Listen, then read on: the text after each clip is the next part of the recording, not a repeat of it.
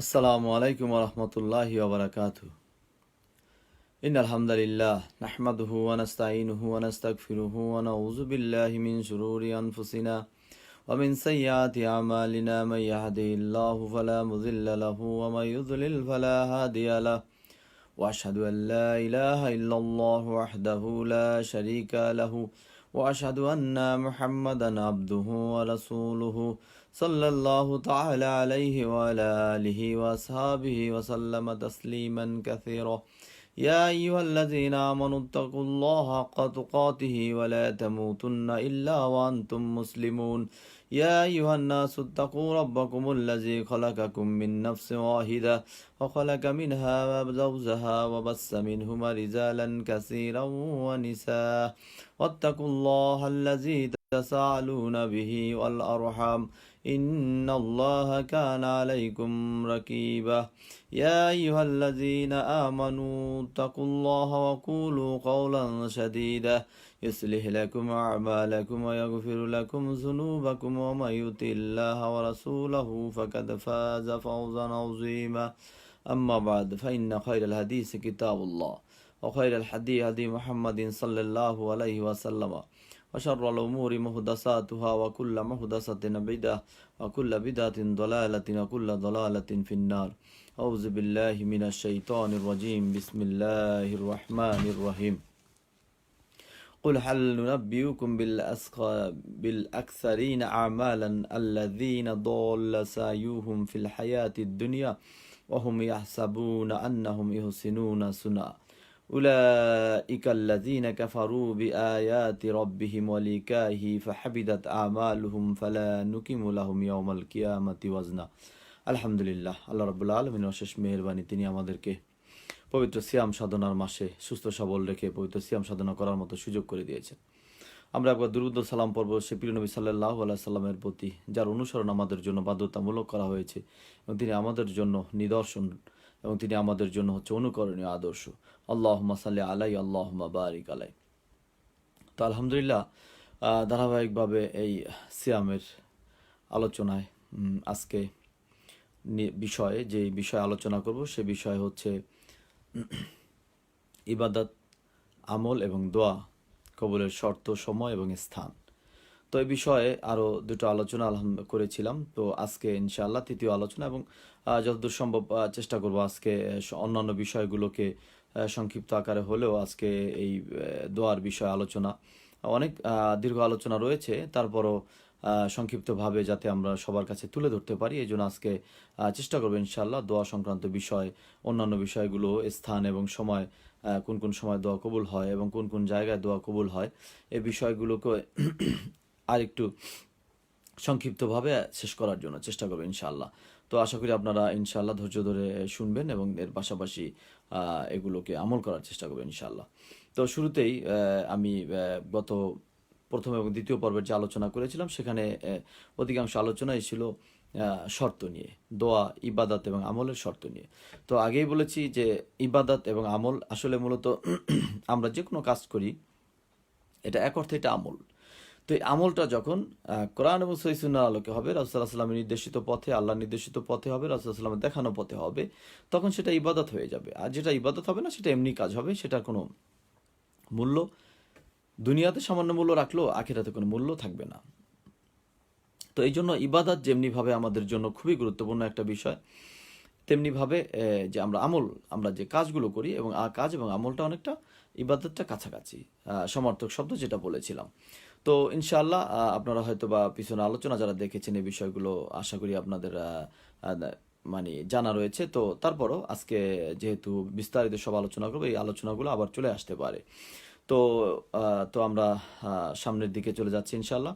তো দোয়ার যে বিষয়টা, দোয়া এবং ইবাদত এবং আমলের যে শর্তগুলো বলেছিলাম, এই পর্যন্ত যে শর্তগুলো বলেছিলাম সেগুলো ইনশাআল্লাহ আপনারা ভালোভাবে মনে রাখার চেষ্টা করবেন, আবার শেষের দিকে আবার শুনিয়ে দেবো ইনশাআল্লাহ। তো আজকে নতুন করে আরও কিছু মানে শর্ত বলবো, এরপরে দোয়া কবুলের যেই সময়গুলো রয়েছে, যে সময়ে দোয়াগুলো কবুল হয় বিশেষ করে সেই বিষয়গুলো জানবো। এবং শুরুতে যে পবিত্র কোরআন মাজিদ থেকে যে আয়াতটা তেলাওয়াত করেছিলাম, এটাও আমাদের কাজ সম্পর্কে আল্লাহ রাব্বুল আলামিন, আমাদের ইবাদত সম্পর্কে, কাজ সম্পর্কে আল্লাহ রাব্বুল আলামিন একটা বিষয় তুলে ধরেছেন। তো সেটা ইনশাআল্লাহ আলোচনার শেষ পর্যায়ে গিয়ে বলার চেষ্টা করবো ইনশাআল্লাহ। এটা আলোচনার সুবিধাতে শেষ পর্যায়ে বলার চেষ্টা করবো ইনশাআল্লাহ। তো এই জন্য তো যেই বিষয়গুলো শুরু থেকে দোয়ার শর্তর মধ্যে বলেছিলাম, তা সেগুলোর মধ্যে বিশেষ করে যেগুলো বলেছিলাম যে 1 নম্বর আমাদের ইখলাস থাকতে হবে। রাসূল সাল্লাল্লাহু আলাইহি সাল্লাম আমাদেরকে বলেছেন যে একমাত্র আল্লাহ রাব্বুল আলামিনের উদ্দেশ্য ছাড়া কোনো ইবাদত করলে হবে না। এটা কোরআনের মধ্যে যেমনিভাবে রয়েছে আল্লাহ বলেছেন, দলিল দিয়েছি। তার পাশাপাশি রাসূল সাল্লাল্লাহু আলাইহি সাল্লাম আমাদেরকে বলেছেন একমাত্র শুধুমাত্র কেবলমাত্র আল্লাহ রাব্বুল আলামিনের জন্যই আমাদের ইবাদতটা হতে হবে, অন্য কারোর জন্য হলে চলবে না। এই শর্তটা একেবারে প্রধান 1 নাম্বার। দ্বিতীয় হচ্ছে যে আমি আল্লাহর জন্যই ইবাদত করছি, কিন্তু আমি করছি এলোমেলোভাবে, রাসূল সাল্লাল্লাহু আলাইহি সাল্লাম যেভাবে শিক্ষা দিয়েছেন সেভাবে করছি না, তাহলে কবুল হবে না। এই জন্য দ্বিতীয় শর্তটা হচ্ছে রাসূল সাল্লাল্লাহু আলাইহি সাল্লামের অনুসরণ। তিনি যেভাবে বলেছেন ঠিক সেভাবে আমরা ইবাদতটা করব, যেভাবে দেখিয়েছেন সেভাবেই করব।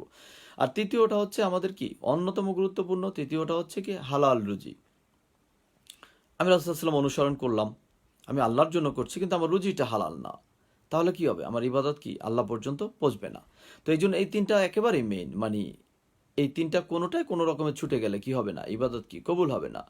তো এই জন্য ইবাদত বলেন, দোয়া এবং আমল, যেটা একই বলেছি, বারবারও বলি, তো সেই জিনিসগুলো কি আল্লাহ রাব্বুল আলামিনের কাছে কি কবুল হবে না। আমরা করতে থাকবো, কিন্তু কি সেটার কোনো ফল আসবে না।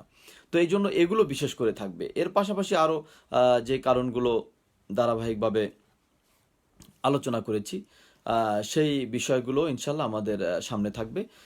সেগুলো যেমনভাবে বলেছি যে ইবাদত করার সময় কি করতে হবে, একাগ্রতার সাথে একেবারে আল্লাহ রাব্বুল আলামিনের কাছে নিবিড়ভাবে চাইতে হবে। কোনোভাবে এভাবে বলা যাবে না। গত আলোচনায় বলেছিলাম যে হাদিসের মধ্যে রয়েছে, রাসূল সাল্লাল্লাহু আলাইহি ওয়াসাল্লাম বলছেন যে আল্লাহ এভাবে 3 বার শিখিয়েছেন যে আল্লাহ তুমি যদি চাও তাহলে দাও, এভাবে বলা যাবে না। আল্লাহকে চাইতে হবে যে আল্লাহ তুমি ছাড়া দেয়ার কেউ নেই, আমি এটা চাচ্ছি, তুমি আমাকে এটা দিবে। মানে একেবারে আমাদের কঠিনভাবে আমাদেরকে আল্লাহকে ধরতে হবে, যে আল্লাহ তুমি ছাড়া আমাদের কি কোনো শোনার কেউ নেই, দেখার কেউ নেই, আমাদের কোনো আরজি বলার মতো কেউ নেই। তো এই জন্য আল্লাহকে এভাবে বলতে হবে, কোনোভাবেই যেন আমরা এভাবে আল্লাহকে না বলি। রাসূল সাল্লাল্লাহু আলাইহি ওয়াসাল্লাম আরেকটা হাদিসে আবার বলেছেন আমরা যেন এভাবে না বলি যে আল্লাহ তুমি যদি চাও তাহলে আমাদেরকে ক্ষমা করো, না, এভাবে বলা যাবে না। আল্লাহ তুমি আমাদেরকে ক্ষমা করো, এভাবে বলতে হবে। তো এরপরে কাকুতি মিনতি করে রাসূল সাল্লাল্লাহু আলাইহি ওয়াসাল্লাম বলেছেন যে তোমরা কাকুতি মিনতি করে আল্লাহর কাছে, মানে কান্নাকাটি করে আল্লাহ রাব্বুল আলামিনের কাছে আমাদের চোখের পানি, এক ফোঁটা চোখের পানির অনেক মূল্য রয়েছে। এই জন্য যদি আমরা আমাদের মনটাকে একটু দুর্বল করে আল্লাহ রাব্বুল আলামিনের কাছে আমাদের যদি গুনাহকে স্মরণ করে একটু পানি ফেলতে পারি, ইনশাআল্লাহ কবুল হয়ে যাবে, দোয়া কবুল হয়ে যাবে, ইবাদত কবুল হয়ে যাবে, আমাদের আমলগুলো কবুল হয়ে যাবে ইনশাআল্লাহ। তো এই জন্য আমাদেরকে এটা থাকতে হবে, কাকুতি মিনতি করে চোখের পানি ফেলে আল্লাহ রাব্বুল আলামিনের কাছে ইবাদত পেশ করতে হবে। এরপরে বলেছিলাম যে নেক আমল, ভালো ভালো কাজগুলো আমরা যখন বিশেষভাবে করব, নামাজ পড়ব, তারপরে রোজা সিয়াম করব, এরপরে আমরা আরও যত ইবাদত করি, দান সদকা যাই করি, যে ভালো কাজটা করবো সাথে সাথেই দোয়া করবো আল্লাহ রাব্বুল আলামিনের কাছে যে আল্লাহ আমার এই ভালো কাজের মধ্যে ত্রুটি হলে তুমি ক্ষমা করো, আর এই ভালো কাজটাকে কবুল করো, এবং সামনের দিনে আমাকে কি আরও বেশি বেশি করে ভালো কাজ করার তৌফিক দান করো। তো এভাবে দোয়া করলে ইনশাল্লাহ আল্লাহ রাব্বুল আলামিন ওই ভালো কাজের উসিলায় দোয়া কবুল করবেন। এভাবে হাদিসের মধ্যে অনেক উদাহরণ রয়েছে।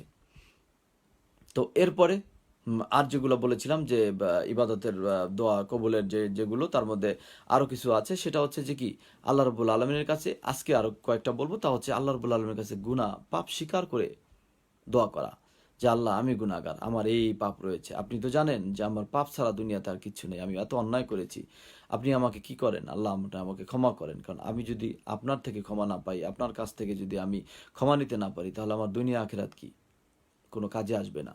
তো এই জন্য আমাদের গুনাহকে স্বীকার করে আল্লাহ রাব্বুল আলামিনের কাছে ক্ষমা চাইতে হবে, তাহলে কি হবে, ইবাদতও কবুল হবে, দোয়াও কবুল হবে। তো এটা আমাদের মনে রাখতে হবে যে আমরা গুনাহ স্বীকার করি। তারপরে এরপরে দোয়ার আরও কিছু অতিরিক্ত মানে শর্ত, যেগুলো এগুলো একটু প্রথম 3টার চেয়ে একটু পরের লেভেলে আসবে, তারপরে কোনোগুলোই কি ফেলে দেওয়ার মতো নয়। তো এরকম কিছু আছে, যেমনিভাবে আছে যে দোয়াতে আপনার জুলুম থাকা চলবে না। এখন আপনি বলতে পারেন যে দোয়ার ভিতর আবার জুলুম কি? যেমন আপনি কাউকে যদি ক্ষতি করতে চাই, তখন আমরা বলি না আল্লাহ ওর এই ক্ষতিটা করার সুযোগ করে দাও, এটা একটা দোয়া কিন্তু অনেক সময়।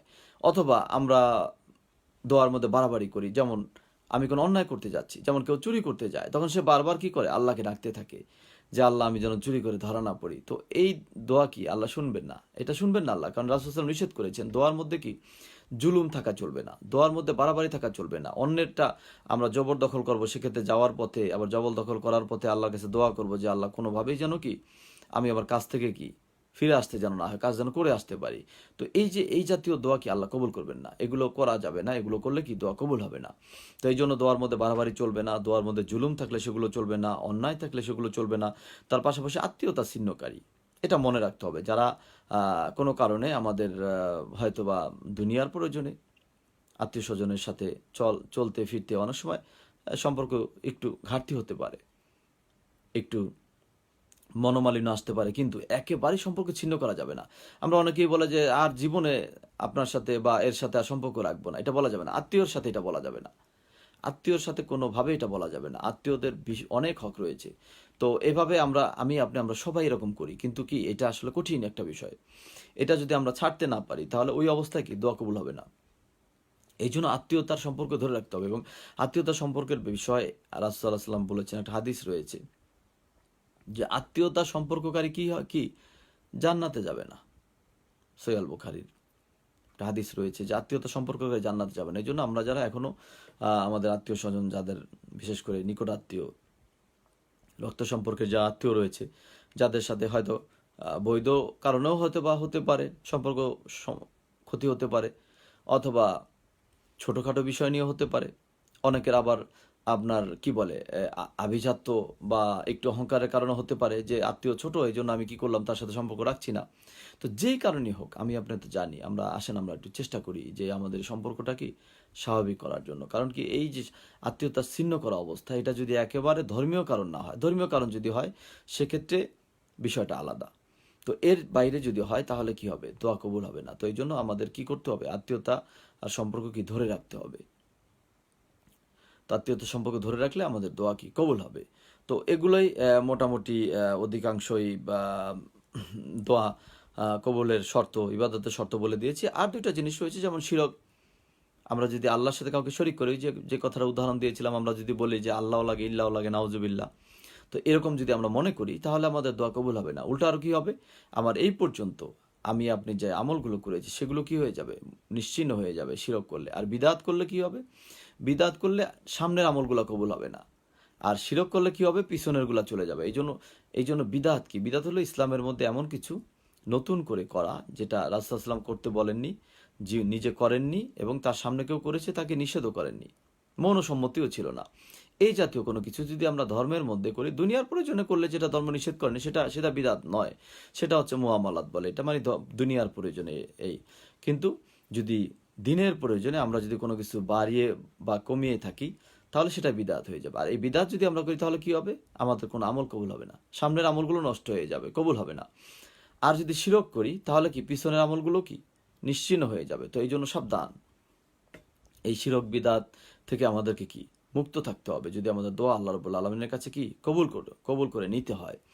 তো এটাই ছিল মোটামুটি দোয়া কবুলের যেই শর্ত অথবা আদব বা ইবাদত কবুল হওয়ার শর্ত, মোটামুটি এর মধ্যে চলে এসেছে। যেহেতু আমি তিনটা বিষয় একসাথে বলেছি, তো এই জন্য মোটামুটি শর্তগুলো চলে এসেছে। এখন আমি বলবো যে দোয়ার কবুলের সময় এগুলো বলবো, কারণ ইবাদত কখন করতে হবে এটা আল্লাহ রাব্বুল আলামিন আমাদের জন্য কি নির্দিষ্ট করে দিয়েছেন, বিধায় তার সেই সময়গুলোতে আমাদের ইবাদত করতে হবে। এই জন্য ইবাদতের বিষয়গুলো মোটামুটি আমরা মোটামুটি জানি, ফরজ ইবাদতগুলো কখন কি করতে হবে, এই জন্য সময়টা আমাদের জানা আছে, আমরা সেটা করব।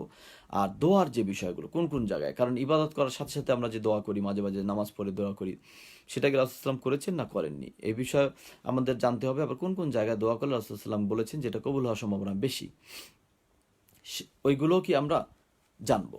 তো এই জন্য আমি তার একবার সংক্ষিপ্ত আকারে অনেকগুলো কারণ বলে দেবো যাতে আমরা এগুলো মনে রাখতে পারি। এরপরে দলিল আকারে যতদূর সম্ভব দলিল আকারে এগুলো বলার চেষ্টা করব। তো প্রথমেই দোয়া কবুলের যে সময় রয়েছে তার মধ্যে একটু সিরিয়াল ধারাবাহিকভাবে ওইগুলোকে আগে বলার চেষ্টা করব যেগুলো এখন আমাদের সামনে বর্তমান। যেমন আজকে জাপানে আমরা 25 রোজা শেষ করলাম। আর যারা আপনারা বাংলাদেশে আছেন বা অন্য কোথাও আছেন, অন্য কোথাও অন্য কোনো দেশে থাকলে তার কয়টা রোজা হয়তো আমরা সময়ের ব্যবধানে বলতে পারছি না। তো বাংলাদেশে আজকে হচ্ছে 24 রোজা, তো 24 রোজার রাতটা হচ্ছে 25 রোজা, তার মানে আজকেও কি সবে লাইলাতুল কদরের জন্য কি করে আমাদের ইবাদত করতে হবে। তো রাসূল সাল্লাল্লাহু আলাইহি সাল্লামের হাদিস থেকে প্রমাণিত এবং আল্লাহ রাব্বুল আলামিন এই লাইলাতুল কদর সম্পর্কে একটা সূরা নাজিল করেছেন।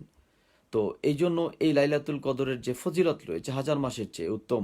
লাইলাতুল কদর খায়রুম মিন আলফি শাহর, আল্লাহ সূরা আল কদরের মধ্যে বলেছেন, যেটা কি হাজার মাসের চেয়ে উত্তম।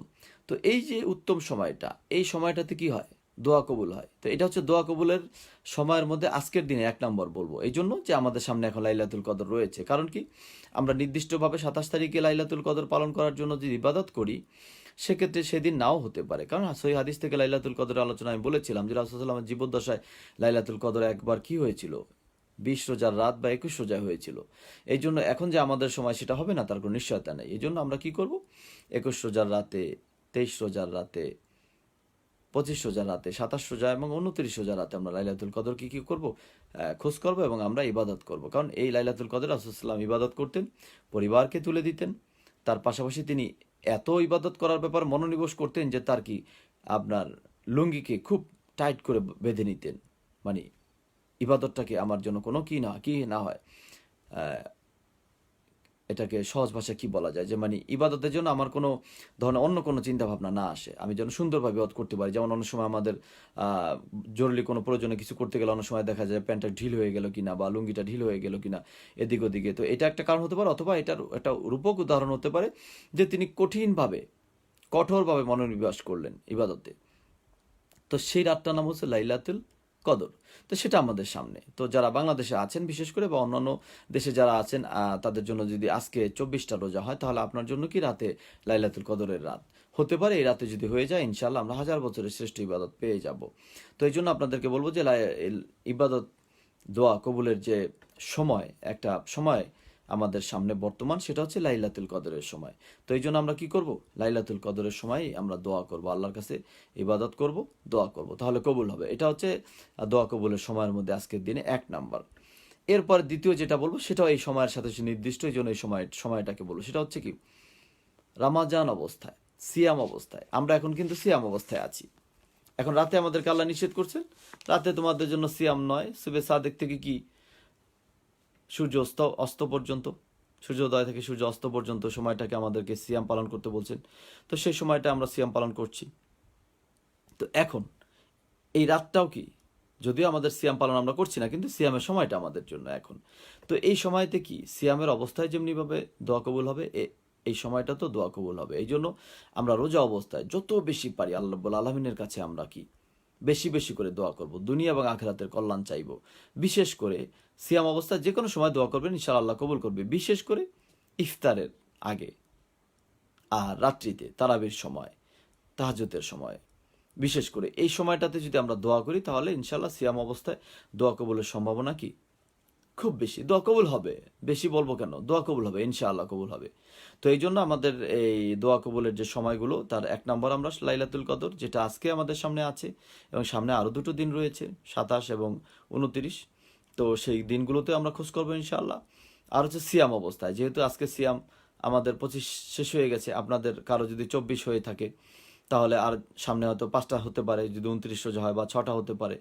আর আমাদের যদি 29 হয়, আমাদের 4টা রয়েছে, অথবা 30 হলে 5টা রয়েছে। তো যে কটাই হোক, 4, 5টা, 6টা যাই হোক, তো এই বাকি রোজাগুলোর মধ্যে কি আমরা আল্লাহ রাব্বুল আলামিনের কাছে কি একেবারে একান্ত চিত্তে আমরা দোয়া করবো যেন আল্লাহ আমাদের কি পিছনে সমস্ত গুনাহকে ক্ষমা করে দেন, আমাদের জন্য দুনিয়া আখিরাতে কল্যাণ দেন। এই জন্য আমরা দোয়া করবো, কারণ এটা দোয়া কবুলের কি সময়। তো এরপরে দোয়া কবুলের যে আরো যে সময়গুলো রয়েছে সেগুলো বলবো। সেগুলো হচ্ছে যে আপনার দোয়া কবুলের অন্যতম একটা সময় হচ্ছে জুমার দিনে, যেটাকে আমরা শুক্রবার বলি। এই জুমার দিনে কি, জুমার দিনে যদি আমরা দোয়া করি সেটা কবুল হয়। তবে একটা বিশেষ সময় রয়েছে, একেবারে খুব বেশি করে আপনার দোয়া করবেন, খুব বেশি করে করতে হবে সেই সময়টাতে, সেটা দোয়া কবুল হয়ে যায় খুব। তো সেই জুমার দিনে সেই সময়টা কখন, সেই সময় সম্পর্কে কয়েকটা হাদিস রয়েছে। 1 নম্বর, রাসূলুল্লাহ সাল্লাল্লাহু আলাইহি ওয়াসাল্লাম বলছেন যে জুমার দিনে এমন একটা সময় আছে যে সময় বান্দা কিছু চাইলে আল্লাহ তাকে কি করেন, সেটা প্রদান করেন। সেটা সহিহ ইবনে মাজার মধ্যে রয়েছে। এরপরে বুখারীর মধ্যেও রয়েছে, বানানটা একটু হয়তোবা বর্ণনার দিক থেকে একটু অন্যরকম হতে পারে। তো এরপরে আবার ওই হাদিসের মধ্যেই রয়েছে যে সেই সময়টা কখন। তো সেই সময়টা বর্ণনা করা আছে এইভাবে যে ইমাম যখন খুতবার জন্য দাঁড়িয়ে যান জুমার দিনে, তখন থেকে কোন পর্যন্ত, মিম্বারে বসা থেকে নামাজের শেষ পর্যন্ত, ইমাম যে খুতবার জন্য দাঁড়িয়ে যান তখন থেকে শেষ পর্যন্ত, এই সময়টা বিশেষভাবে দোয়া কবুলের সময়। এই জন্য আমরা কি করব, এই সময়টাতে বেশি বেশি করে দোয়া। এখন আপনি বলতে পারেন যে এই সময় তো আমি ইমামের খুতবা শুনছি। হ্যাঁ, এটাও দোয়া, কারণ আপনি খুতবা শুনছেন, ইবাদতে অবস্থায় আছেন, তো তখন মনে মনে আল্লাহর কাছে ক্ষমা চাইবেন। তো এই জন্য বিশেষ করে আমাদেরকে এই সময়টাতে কি, আমরা যারা জুমার নামাজ নিয়মিত মসজিদে গিয়ে, আমরা অবশ্যই মসজিদে পড়ে, আমরা যে নিয়মিত জুমা পড়ার অভ্যাস রয়েছে অবশ্যই পড়তে হবে, তাদের অবশ্যই এই সময়টাকে গুরুত্ব দিতে হবে বেশি বেশি করে অন্য যে কোনো সময়ের চেয়ে জুমার দিনে। কখন? ইমাম যখন মিম্বরে বসেন সেই সময় থেকে কোন পর্যন্ত, সালাম ফিরাবা পর্যন্ত, এই সময়টাতে। এই জন্য এই সময় কত দোয়া করা যায় নামাজে, আপনি রুকুতে সিজদা, আমরা রুকু সিজদাতে আমাদের কত দোয়া রয়েছে সেগুলো করতে পারি। সালাম ফিরাবার আগে আমরা দোয়া করতে পারি, কত সময় এই নামাজের মধ্যে আছে। এরপরে খুতবার মধ্যে দোয়া করা যায়, এবং দ্বিতীয় খুতবায় রাসূলুল্লাহ সাল্লাল্লাহু আলাইহি ওয়াসাল্লাম হাত তুলে দোয়া করেছেন, অনেক প্রমাণ রয়েছে, বৃষ্টির জন্য দোয়া করেছেন সেই খুতবার মধ্যে। তো সেই সময় ইমাম যখন দোয়া করবেন, সব দেশে ইমাম দোয়া করেন শেষের খুতবাতে, তখন আমরা আমিন আমিন বলবো, আল্লাহ কবুল করবেন। তো এই জন্য এটা বিশেষ সময়, এটা মনে রাখতে হবে যে জুমার দিনে এই সময়টাতে কি দোয়া কবুল হয়। এটা হচ্ছে দোয়া কবুলের সময়ের তৃতীয় নাম্বার। এরপরে আরও দুইটা কারণ, আরও অনেকগুলো কারণ, তা কথায় কথায় ইতিমধ্যে বলে ফেলেছি। সেটা হচ্ছে রাতে দোয়া কবুলের অন্যতম সময় কি, রাতে, বিশেষ করে তাহাজ্জুদের সময়। গভীর রাতে আমরা উঠে যখন তাহাজ্জুদ পড়ি, যে কয় রাকাত আমরা পড়তে পারি, 2, 4, 6, 8 রাকাত আমরা নামাজ পড়তে পারি, যেটা সময়ে আমাদের যতটুকু সম্ভব পড়ার, অতটুকু নামাজ পড়ে যদি আমরা আল্লাহ রাব্বুল আলামিনের কাছে কিছু চাই, ইনশাআল্লাহ আল্লাহ সেটা কি দ্রুত কবুল করবেন অন্য সময়ের চেয়ে। তো এই জন্য আমরা কি করব, তাহাজ্জুদ পড়ার অভ্যাস করব, আর গভীর রাতে আমরা আল্লাহ রাব্বুল আলামিনের কাছে কি কান্নাকাটি করে দোয়া করব, কারণ ওই সময়টা কি দোয়া কবুলের সময়। তো এই জন্য আমাদেরকে এই তাহাজ্জুদের সময় রাতে আমাদেরকে দোয়া করতে হবে। তো এই বিষয়ে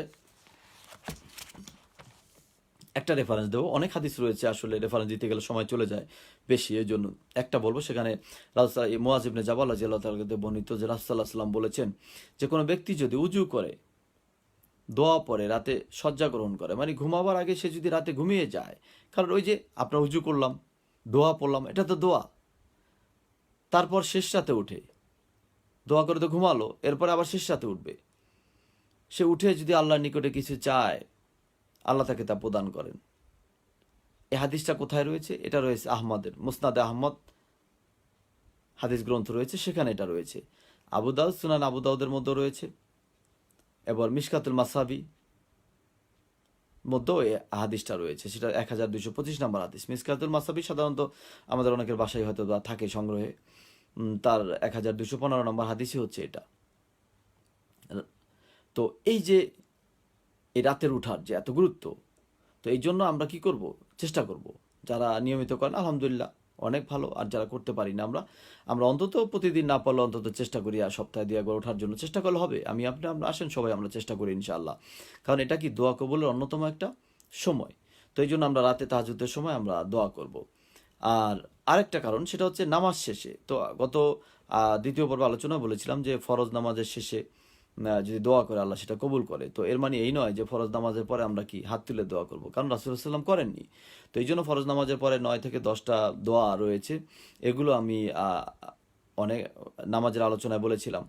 এরপরে সম্ভবত অনেকগুলোই আমার গ্রুপের মধ্যে কিছু কিছু দেয়া আছে, আর বাকিগুলো ইনশাল্লাহ সিরিয়াল ধারাবাহিকভাবে দিয়ে দেবো, আপনারা সেটা মুখস্থ করে নেবেন এবং সেটা নিয়মিত কি আমল করার চেষ্টা করবেন। এগুলোই দোয়া, এগুলো করলে কি হবে, আল্লাহ রাব্বুল আলামিন দোয়া কবুল করবেন। তারপর যে একা কি আপনি হাত তুলেন, আল্লাহ রাব্বুল আলামিনের কাছে তুলতে পারেন, কোনো সমস্যা নেই। এই জন্য যে কোনো ফরজ নামাজের পর কি হয়, দোয়া কবুল হয়। তো এটা দোয়া কবুলের অন্যতম একটা সময়। এরপরে যেগুলো বলবো সেটা হচ্ছে যে আর কিছু রয়েছে, কিছু সময় নির্দিষ্ট, যেমন আমি যদি আমরা যদি হজ করতে যাই, তো হজ করতে গেলে আমাদের অনেক কাজ করতে হয়। তার মধ্যে একটা কাজ রয়েছে, আমরা কঙ্কর নিক্ষেপ করতে হয়, শয়তানকে কঙ্কর নিক্ষেপ করতে, পাথর নিক্ষেপ করতে হয়। এই যে পাথর নিক্ষেপ করার পরে, শয়তানকে মারার পরে যদি দোয়া করে, এটা একটা দোয়া কবুলের অন্যতম একটা সময়। আমরা যদি এই সময়টাতে যদি আমরা দোয়া করি, তাহলে কি দোয়া কি আল্লাহ রাব্বুল আলামিনের কাছে কি হবে, দোয়াটা কি কবুল হবে। এই সময়টাতে দোয়া করতে হবে। যারা হজে গেছেন আলহামদুলিল্লাহ এই সময় দোয়া করে থাকলে ইনশাআল্লাহ আল্লাহ কবুল করবেন। আর যারা যাবেন সামনের দিকে মনে রাখবেন যে এই সময়টা কি দোয়া কবুলের অন্যতম একটা সময়।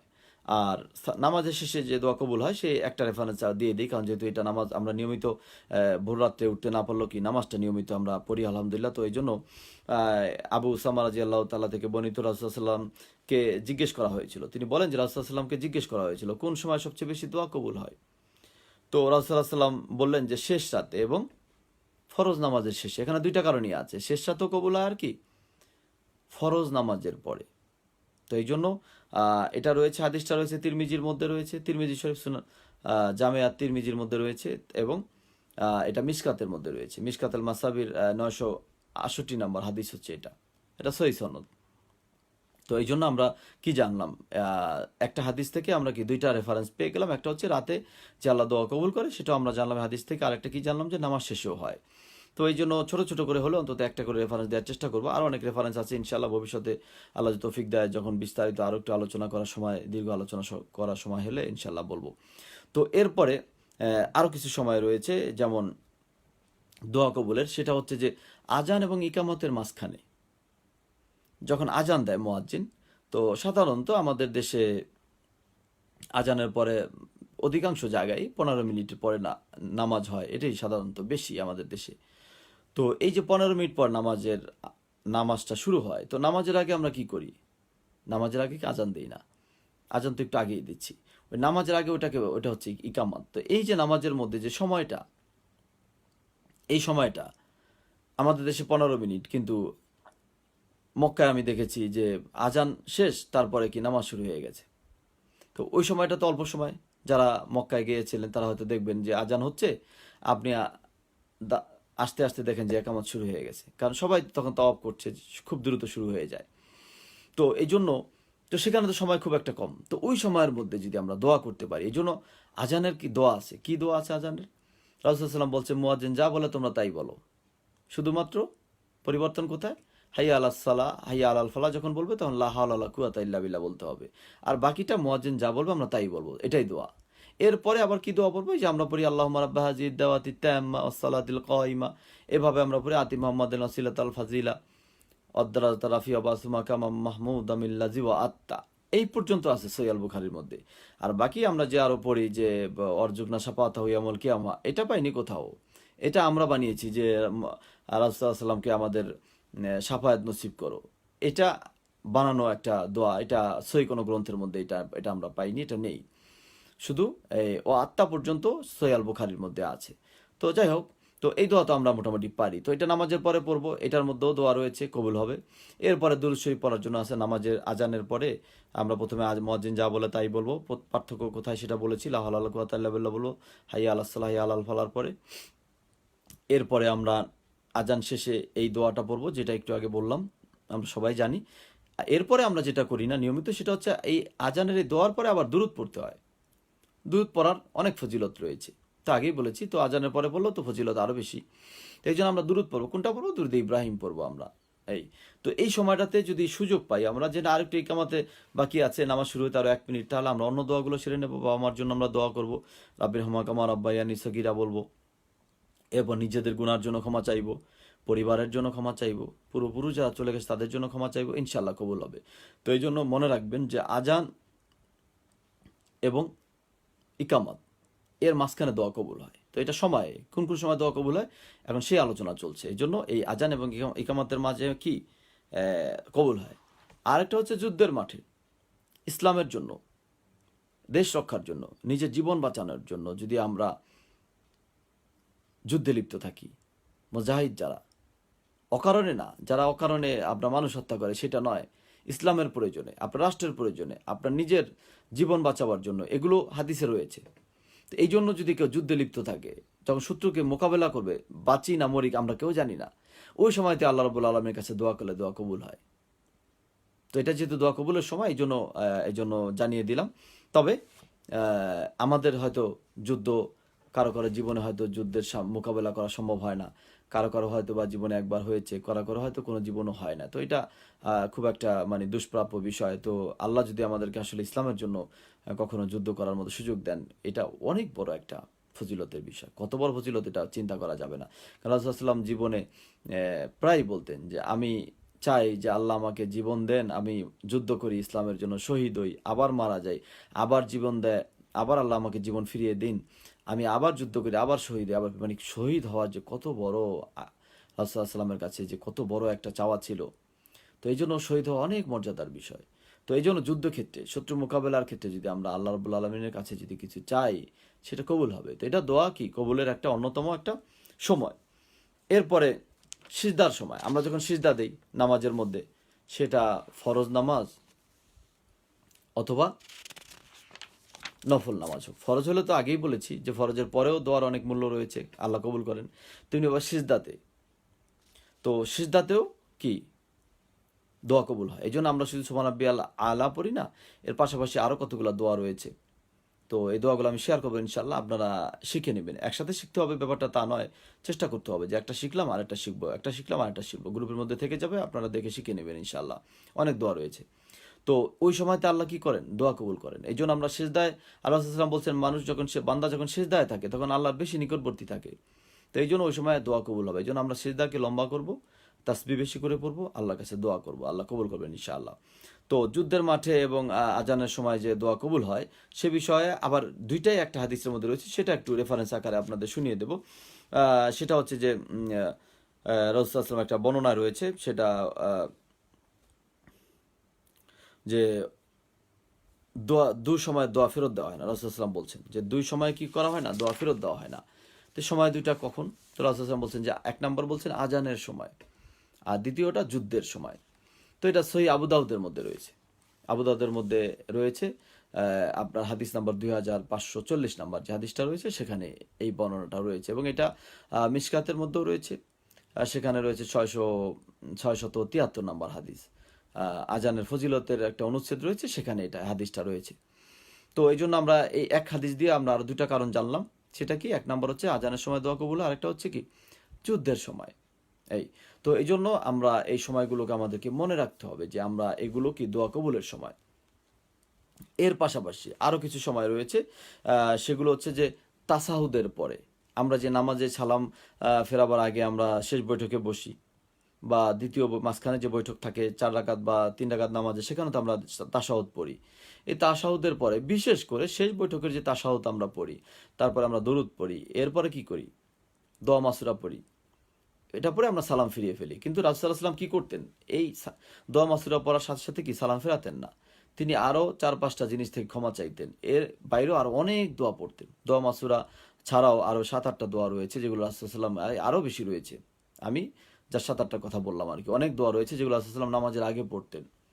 এরপর আপনি রাব্বির হামহুমা রাব্বায়ানা সগীরা পড়বেন সালাম ফেরাবার আগে। তো ওই সময় কি দোয়া কবুল হয়। এই জন্য আমরা সালামটা কি খুব দ্রুত, আমরা অনেক আছে নামাজ শেষ করি সালাম ফেরাবার জন্য, তখন সালাম ফেরাতে পারলে কি হবে, যে কোনো কাজ করতে পারবো, নামাজ অবস্থায় করা যায় না যেটা। এই জন্য দ্রুত অনেকে আছে আমরা দ্রুত তাড়াহুড়ো করে সালাম ফিরিয়ে ফেলি না।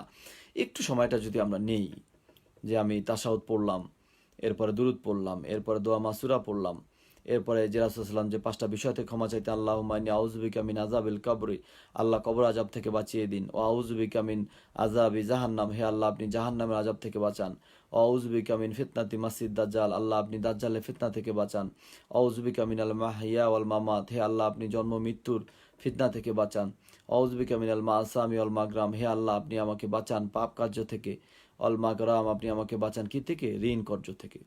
তো এই যে 5টা দোয়া রাসূলুল্লাহ সাল্লাম করতেন, সহিহ আল বুখারী সহিহ আল মুসলিমের মধ্যে একাধিক হাদিস রয়েছে এই বিষয়ের উপরে, যে এইগুলো না বলে রাসূলুল্লাহ সাল্লাম এই দোয়াগুলো না করে কখনোই সালাম ফেরাতেন না। অন্য হাদিসের মধ্যে আছে বাবা মার জন্য দোয়া করা, যেটা বলেছি রাব্বির হামহুমা রাব্বায়ানি সগীরা। তো এর বাইরেও আমরা নিজেদের প্রয়োজনীয় দোয়াগুলো আমরা করতে পারি, রাব্বানা আতিনা ফিদ দুনিয়া হাসানাতাও বলতে পারেন। তো এই জন্য আমাদের, তবে কোরআনের যে দোয়াগুলো আছে এগুলো সাধারণত আমরা আল্লাহুম্মা কথাটা যোগ করে নেব, তাহলে এটা একটা নর্মাল দোয়ায় পরিণত হয়ে যাবে, যদিও এটা কোরআনের একটা আয়াত। তারপরে কিভাবে, যেমন আমরা বলি ইহদিনাস সিরাতাল মুস্তাকিম, এটা কি, এটা পবিত্র কোরআনের সূরা আল ফাতিহার একটা আয়াত, ইহদিনাস সিরাতাল মুস্তাকিম। তো সূরা ফাতিহার আয়াত, এবং আল্লাহর কাছে আমরা কি কি বলি, আল্লাহ আপনি আমাকে সরল পথ দেখান। তো এটাই আপনি যদি আল্লাহুম্মা ইহদিনাস সিরাতাল মুস্তাকিম বলেন, তাহলে এটা কোরআনের আয়াত, কিন্তু এটা একটা দোয়া পরিণত হয়ে, এটা এমনিতেই দোয়া, আরও একটা দোয়া সবসময় পড়ার জন্য একটা দোয়া হয়ে যাবে, আল্লাহুম্মা দিয়ে আমরা পড়বো। তো এভাবে করে আমরা এই যে রাব্বানা আতিনা যখন পড়তো না, আল্লাহুম্মা রাব্বানা আতিনা ফিদ্দিন হাসানাতাও বলতে পারি, বা রাব্বানা আতিনা ফিদ্দিন হাসানাতাও ফিল আখিরাতি হাসানাতাও ওয়া কিনা আযাবান্নার, এভাবে আমরা দোয়া পড়বো। রাব্বানা যালামনা আনফুসানা এগুলো পড়বো। তো তার সাথে আর যে কোনো দোয়াই আমরা পড়বো, আল্লাহুম্মা দিয়েও পড়তে পারি, ইয়া আল্লাহ দিয়েও পড়তে পারি। তো এভাবে আমরা আমাদের কি দোয়াগুলোকে কি আমরা সুন্দর করে পড়ে এরপরে সালামটা ফেরাবো, যেন সালামের ব্যাপারে আমরা খুব তাড়াহুড়া না করি। আর কারো যদি খুব বেশি ব্যস্ততা থাকে তাহলে ব্যাপারটা আলাদা। তারপর অন্তত কম করে হলো এই 5টা দোয়া যে বলেছি, 5টা বিষয় থেকে অবশ্যই ক্ষমা চাওয়ার এই দোয়াটা অবশ্যই শিখে নেবেন সবাই। আর রাব্বিরহামহুমা কামা রাব্বায়ানি সগীরা, এই 5টা আর একটা 6টা, এটা বলতে খুব বেশি সময় হবে না। কত যে খুব দ্রুত পড়তে পারেন তার জন্য আধা মিনিটও লাগবে না, আমার তো আধা মিনিট লাগে না দ্রুত পড়লে, তো এর বেশি লাগবে না। এই জন্য খুব ব্যস্ত হলে আমরা অন্তত মিনিমাম হলে এগুলোর জন্য অবশ্যই বলার চেষ্টা করি, কারণ কি তখন দোয়া কবুল হবে। তো এটা দোয়া কবুলের অন্যতম কি একটা সময়। এরপরে আরেকটা সময় হচ্ছে বৃষ্টির সময়, যখন বৃষ্টি হয় তখন দোয়া কবুল হয়। এই জন্য আমরা বৃষ্টি হলে অনেকে বৃষ্টিকে আশীর্বাদ মনে করে, যখন দীর্ঘদিন বৃষ্টি হয় না তখন বৃষ্টিকে আশীর্বাদ মনে করি। আবার বৃষ্টি লাগাতার যখন হয় তখন আবার অনেকে মনে করে যে বৃষ্টিটা না আসাই ভালো, অভিশাপ মনে করি, নাউজুবিল্লাহ। কিন্তু বৃষ্টিটা আসলেই রহমত। আল্লাহ কাউকে যদি পাপের কারণে আমাদেরকে যদি আল্লাহ শাস্তি দিতে চান তাহলে যে কোনো জিনিসে দিতে পারেন, তখন হয়তো বা জলোচ্ছ্বাস আসে, বৃষ্টি হয় বেশি, বা বিভিন্ন কিছু হতে পারে। কিন্তু আসলে এটা আল্লাহ আমাদেরকে পরীক্ষা করার জন্য অথবা আমাদের উপর রাগ করেছেন এই জন্য দিতে পারেন। কিন্তু এটা আসলে মূলত এটা কি রহমত ছিল। তা আমাদের অন্যায়ের কারণে কি এটা একটু গজবে পরিণত হয়েছে, কিন্তু মূলত এটা গজব নয়। তো এই জন্য এগুলো কি রহমত আমাদের জন্য। তো এই যে বৃষ্টি, এই বৃষ্টি যখন আসে তখন দোয়া কবুল হয়। এই জন্য আমরা কি করব, বৃষ্টির সময় কি করব, আমরা তো বৃষ্টি আসলে ভাবি যে আসলে ঘুমটা খুব ভালো হয়, এই জন্য আমরা কি ঘুমিয়ে থাকি না। ঘুমাবার সময় তো অবশ্যই ঘুমাবো, কিন্তু তারপর চেষ্টা করবো বৃষ্টি যখন হয় আমরা কি করব, আল্লাহ রাব্বুল আলামিনের কাছে দোয়া করার চেষ্টা করব, তখন দোয়া কবুল হয়। এটা দোয়া কবুলের অন্যতম একটা সময়। তো এছাড়াও দোয়া কবুলের আরেকটু আরেকটা সময় নেই, কিন্তু একটা অবস্থা আছে, সেটা হচ্ছে যে অন্য কারোর জন্য দোয়া করা। আপনি কারোর জন্য তার সামনেও করতে পারেন। সামনে করলে আসলে অনেক সময় আমাদের মধ্যে একটা লোক দেখানো ভাব চলে আসে। এই জন্য কারো অনুপস্থিতিতে যদি আমরা দোয়া করি তাহলে এটা কবুল হওয়ার সম্ভাবনা বেশি থাকে। কেন জানেন? কারো অনুপস্থিতিতে যদি আমরা দোয়া করি তাহলে আমি যা বলবো, আমি কারোর জন্য যদি বলি আল্লাহ তাকে ক্ষমা করেন, আল্লাহ তুমি তাকে আহ, মর্যাদা দিন, তার গুনাহ ক্ষমা করে, এটা যদি বলি তাহলে কি হয়, ফেরেশতা আমার এই কথা শুনে ফেরেশতাও বলে আল্লাহকে যে হে আল্লাহ, তোমার এই বান্দা আরেকজনের জন্য নিঃস্বার্থভাবে যে দোয়া করেছে তুমি তার জন্য সেটা দিয়ে দাও। তখন আমার দোয়া মিস হতে পারে, ফেরেশতার দোয়া মিস হবে হবে না। তার মানে কি আমি কারোর জন্য যদি দোয়া করি তাহলে আমার জন্য কি সেটা হওয়ার সম্ভাবনা বেশি। এই জন্য আমরা অনেকে কৃপণতা করি, আমি যদি তার জন্য দোয়া করি তাহলে ভালো কিছু হয়ে গেলে সমস্যা, এই জন্য আমরা ভুলেও দোয়া করতে চাই না। শুধু ঘরের মানুষের জন্য করি, বাইরের কারোর জন্য করি না। না, করবেন। আপনার আমার বাবা মার জন্য তো অবশ্যই, আত্মীয় স্বজন অবশ্যই, এছাড়া দূর আত্মীয় স্বজন যারা আছে তারা, সারা পৃথিবীর মমিনাত যারা রয়েছে তাদের জন্য দোয়া করবেন। এবং কি বিধর্মীদের জন্য দোয়া করবো আমরা, কি জন্য, যে আল্লাহ তুমি বিধর্মীদেরকে হেদায়েত করে করে দাও এবং আমাদেরকে উসিলা করো, যাতে আমরাও কি একটু ইমানটা কি বাড়াতে পারি। আমাদের কারণে যদি কেউ একজন মুসলমান হয়, আপনি চিন্তা করে দেখেছেন কত বড় মর্যাদা। সারা জীবন আমরা চেষ্টা করি একটা মানুষকে কি করতে পারবো না, পরিবর্তন করতে পারবো, হেদায়েত করতে পারবো, হেদায়েত আল্লাহর হাতে। কিন্তু এই হেদায়েতের যদি আল্লাহ আমাদের উসিলা বানান, যে হেদায়েত আল্লাহই করছেন কিন্তু আমাদেরকে একটা উসিলা করে দিলেন, যে এর কারণে এর কথা শুনে ভালো ভালো লাগে একটা মানুষ মুসলমান হলো, তাহলে দেখেন তো কত জায়গায় মর্যাদা কোথায় চলে যাবে। কারণ এই উসিলা তো আল্লাহ ক্ষমা করে দিতে পারেন কিয়ামতের দিন। তো এই জন্য আমরা দোয়া করতে কোনো কমতি করব না। আমরা যারা বিশেষ করে আমরা যারা প্রবাসে জীবনযাপন করছি, আমরা আমাদের আশেপাশে সবাই তো বিদেশি নাকি, কারণ আমরা যাদের পাশে থাকি এরা আমাদেরকে বিদেশি বলে, কিন্তু আমাদের দৃষ্টিতে তারাও তো বিদেশি নাকি, যদি আমরা তাদের দেশে থাকি। এই জন্য এই তারা বেশিরভাগ সময় আমরা কি করি, এদের সাথে চলি, কাজ করি, চলাফেরা করি, সবই তো করছি, কিন্তু এরা অধিকাংশ কি মুসলমান না।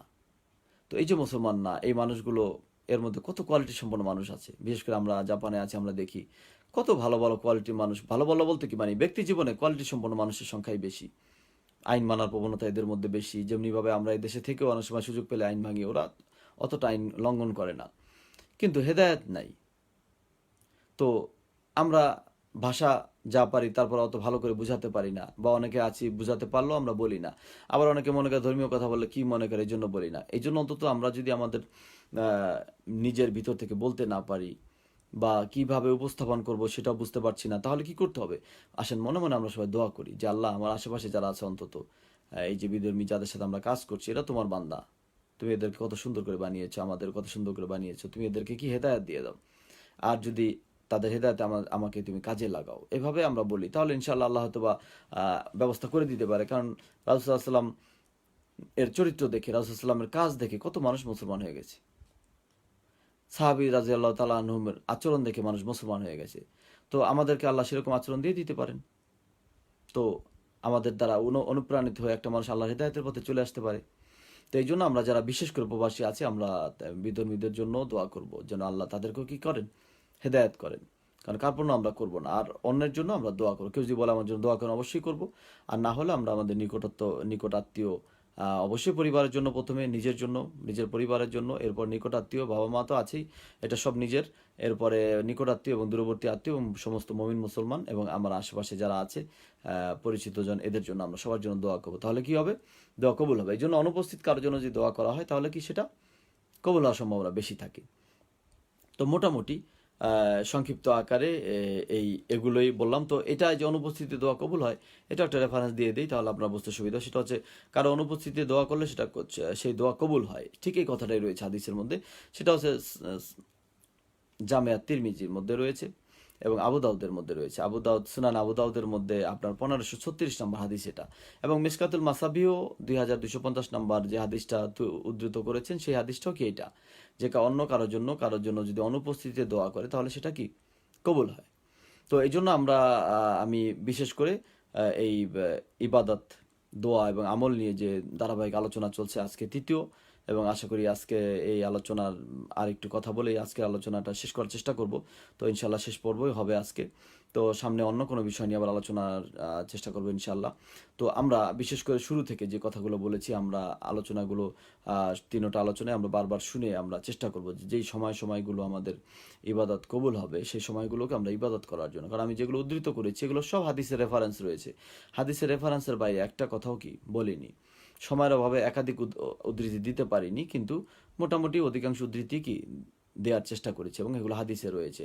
আর যেগুলো কিছু আছে ইচ্ছা করে দিইনি, সেগুলো নামাজের আলোচনায় বলেছিলাম, সেজদায় তখন হাদিসের কথা উল্লেখ করেছিলাম। সেই বিষয়গুলো যেখানে রয়েছে সেগুলো অনেক সময় দিয়ে একটা হয়তো ছুটে যেতে পারে, কিন্তু ওগুলো সব কি রেফারেন্স রয়েছে। এই জন্য আমরা কোরআন সহিহ সুন্নাহর আলোকে কি এই সময়গুলো যেহেতু প্রমাণিত, এই সময় দোয়া করলে আল্লাহ কবুল করেন, এই জন্য আমরা কি করব, এই সময় দোয়া করতে কি কোনো পিছপা হব না, এই সময়গুলোকে আমরা কাজে লাগাবো ইনশাআল্লাহ। তো এরপরে এগুলো হচ্ছে দোয়া কবুলের সময়। আর দোয়া কবুলের কিছু জায়গা রয়েছে, স্থান রয়েছে, সেগুলো খুব একটা বেশি নয়, কিছু স্থান রয়েছে, এগুলো যখন আমরা সুযোগ পাবো তখন কাজে লাগাবো। তা সেগুলো জাস্ট কয়েকটা বলে দেব। তার মধ্যে অন্যতম একটা হচ্ছে আরাফাতের মাঠ। এটা একবার হজের জন্য নির্দিষ্ট। হজের সময় যারা আল্লাহ যাদেরকে হজ করা তৌফিক দিয়েছেন তারা তো জানেন, আরাফাতের ময়দান, আরাফাতের নাম তো সবাই জানে, কিন্তু ওইখানে যারা গিয়েছেন, যারা হজ করতে গিয়েছেন বা উমরা করতে গিয়ে দেখে এসেছেন, তারা জানেন যে এই যে আরাফাতের ময়দান রয়েছে, এখানে এই সম্পর্কে যে কত হাদিস রয়েছে যে আরাফাতের ময়দান সম্পর্কে এখানে গুনাহ ক্ষমা হয়ে যায়। তো এই আরাফাতের ময়দানে যদি আমরা ক্ষমা চাই আল্লাহর কাছে, তাহলে কি আল্লাহ ক্ষমা করেন। সবচেয়ে বেশি মানুষকে আল্লাহ কি করেন, এই আরাফাতের ময়দানে ক্ষমা করেন। একাধিক হাদিস রয়েছে। তো এই জন্য যদি বলে কোন জায়গায় দোয়া কবুল হবে, তাহলে কি বলবো আমরা, এক নম্বরে চলে আসবে আরাফাতের ময়দান। কারণ এখানে কবুল হওয়ার সম্ভাবনা না, কবুল হবে ইনশাল্লাহ। তো উসামা বিন জায়েদ রাদিয়াল্লাহু তাআলা বর্ণিত, তিনি বলছেন আমি আরাফার মাঠে রাসূলুল্লাহ সাল্লাল্লাহু আলাইহি ওয়াসাল্লামের সওয়ারির পিছনে ছিলাম। রাসূলুল্লাহ সাল্লাল্লাহু আলাইহি ওয়াসাল্লাম যেই উটের উপরে ছিলেন, তার পিছনেই ছিলেন কে ছিলেন, উসামা বিন জায়েদ। তিনি ছিলেন জায়েদ রাদিয়াল্লাহু তাআলা, যে রাসূলুল্লাহ সাল্লাল্লাহু আলাইহি ওয়াসাল্লামের পালিত পুত্র ছিলেন, তার ছেলে। আর এই ওসামা রাদিয়াল্লাহু তাআলাকে রাসূলুল্লাহ সাল্লাল্লাহু আলাইহি ওয়াসাল্লাম যে কত ভালোবাসতেন, হাদিস বললে আশ্চর্য হয়ে যাবেন যে কত ভালোবাসতেন রাসূলুল্লাহ সাল্লাল্লাহু আলাইহি ওয়াসাল্লাম তার পালিত পুত্রের নাতির। তারপরে যে তার জন্য যে কত ভবিষ্যৎবাণী রাসূলুল্লাহ সাল্লাল্লাহু আলাইহি ওয়াসাল্লাম করেছে, না মানে বলা বাহুল্য। সেই ওসামা রাদিয়াল্লাহু তাআলা বলছেন যে আমি কি করছি, আমি রাসূলুল্লাহ সাল্লাল্লাহু আলাইহি ওয়াসাল্লামের সওয়ারের পিছনে ছিলাম। তো তিনি সেখানে এই আরাফাতের মাঠে, আমি আরাফাতের মাঠে রাসূলুল্লাহ সাল্লাল্লাহু আলাইহি ওয়াসাল্লামের পিছনে ছিলাম। কোথায় ছিলাম, আরাফাতের মাঠে রাসূলুল্লাহ সাল্লাল্লাহু আলাইহি ওয়াসাল্লামের পিছনে। তিনি সেখানে দুহাত তুলে দোয়া করলেন। এই জন্য দেখেন, ওই যে আমরা বলি না যে দুহাত তুলে দোয়া করা আছে, আমরা অনেকে বলে যে হাত তুলে দোয়া করা নিষেধ, তা না। হাত তুলে দোয়া করা আছে এবং হাত কাঁধ পর্যন্ত তুলতে হবে, গতকালকে সেই দলিল দিয়েছি। এবং কাঁধ পর্যন্ত তুলে এভাবে চলবে না, মুখ বরাবর নিতে হবে, এভাবে বলেছি। আজকেও দেখিয়ে দিলাম, দোয়া এভাবে করতে হবে, এটা আছে। কিন্তু আমরা জায়গা ভুল করি। রাসূল নামাজের পর করেননি, এই জন্য নামাজের পরে করবো। রাসূল যেখানে তুলেছেন আমরা সেখানে করব। তো রাসূল তুলেছেন কোথায়? আরাফাতের ময়দানে তুলেছেন, একাকী তুলেছেন, আমরা সেখানে তুলব। জুমার নামাজের মধ্যে যখন দ্বিতীয় খুতবায় যখন দোয়া করেছিলেন তখন তুলেছিলেন, তখন আমরা তুলব। আর একাকী আমরা তুলব, কিন্তু সম্মিলিতভাবে নামাজের পরেই তুলে বসে থাকবো না, বা এক জায়গায় দোয়া করতে গেলাম একেবারে কিছু পরেই সাথে সাথে সবাই মিলে আল্লাহ আমিন বলে দোয়া করে বসে থাকলাম, সেরকম নয় ব্যাপারটা। কিন্তু রাসূল সাল্লাম যেই জায়গায় বলেছেন আমরা সেখানে। তার মধ্যে অন্যতম একটা জায়গা কোথায়? আরাফাতের ময়দান, সেখানে হাত তুলবো আমরা, এরকম করে উঁচু করে হাত তুলবো আল্লাহর কাছে। তো সেই সেই হাত তোলার যে হাদিসটা রয়েছে সেটা হচ্ছে এটা, যে ওসামা বিন জায়েদ রাদিয়াল্লাহু বলছেন যে আমি আরাফাতের মাঠে রাসূল সাল্লামের সওয়ারির পিছে ছিলাম, তিনি সেখানে দু হাত তুলে কি করলেন? দোয়া করলেন। তো এই হাদিসটা হচ্ছে সহিহ নাসাইর মধ্যে,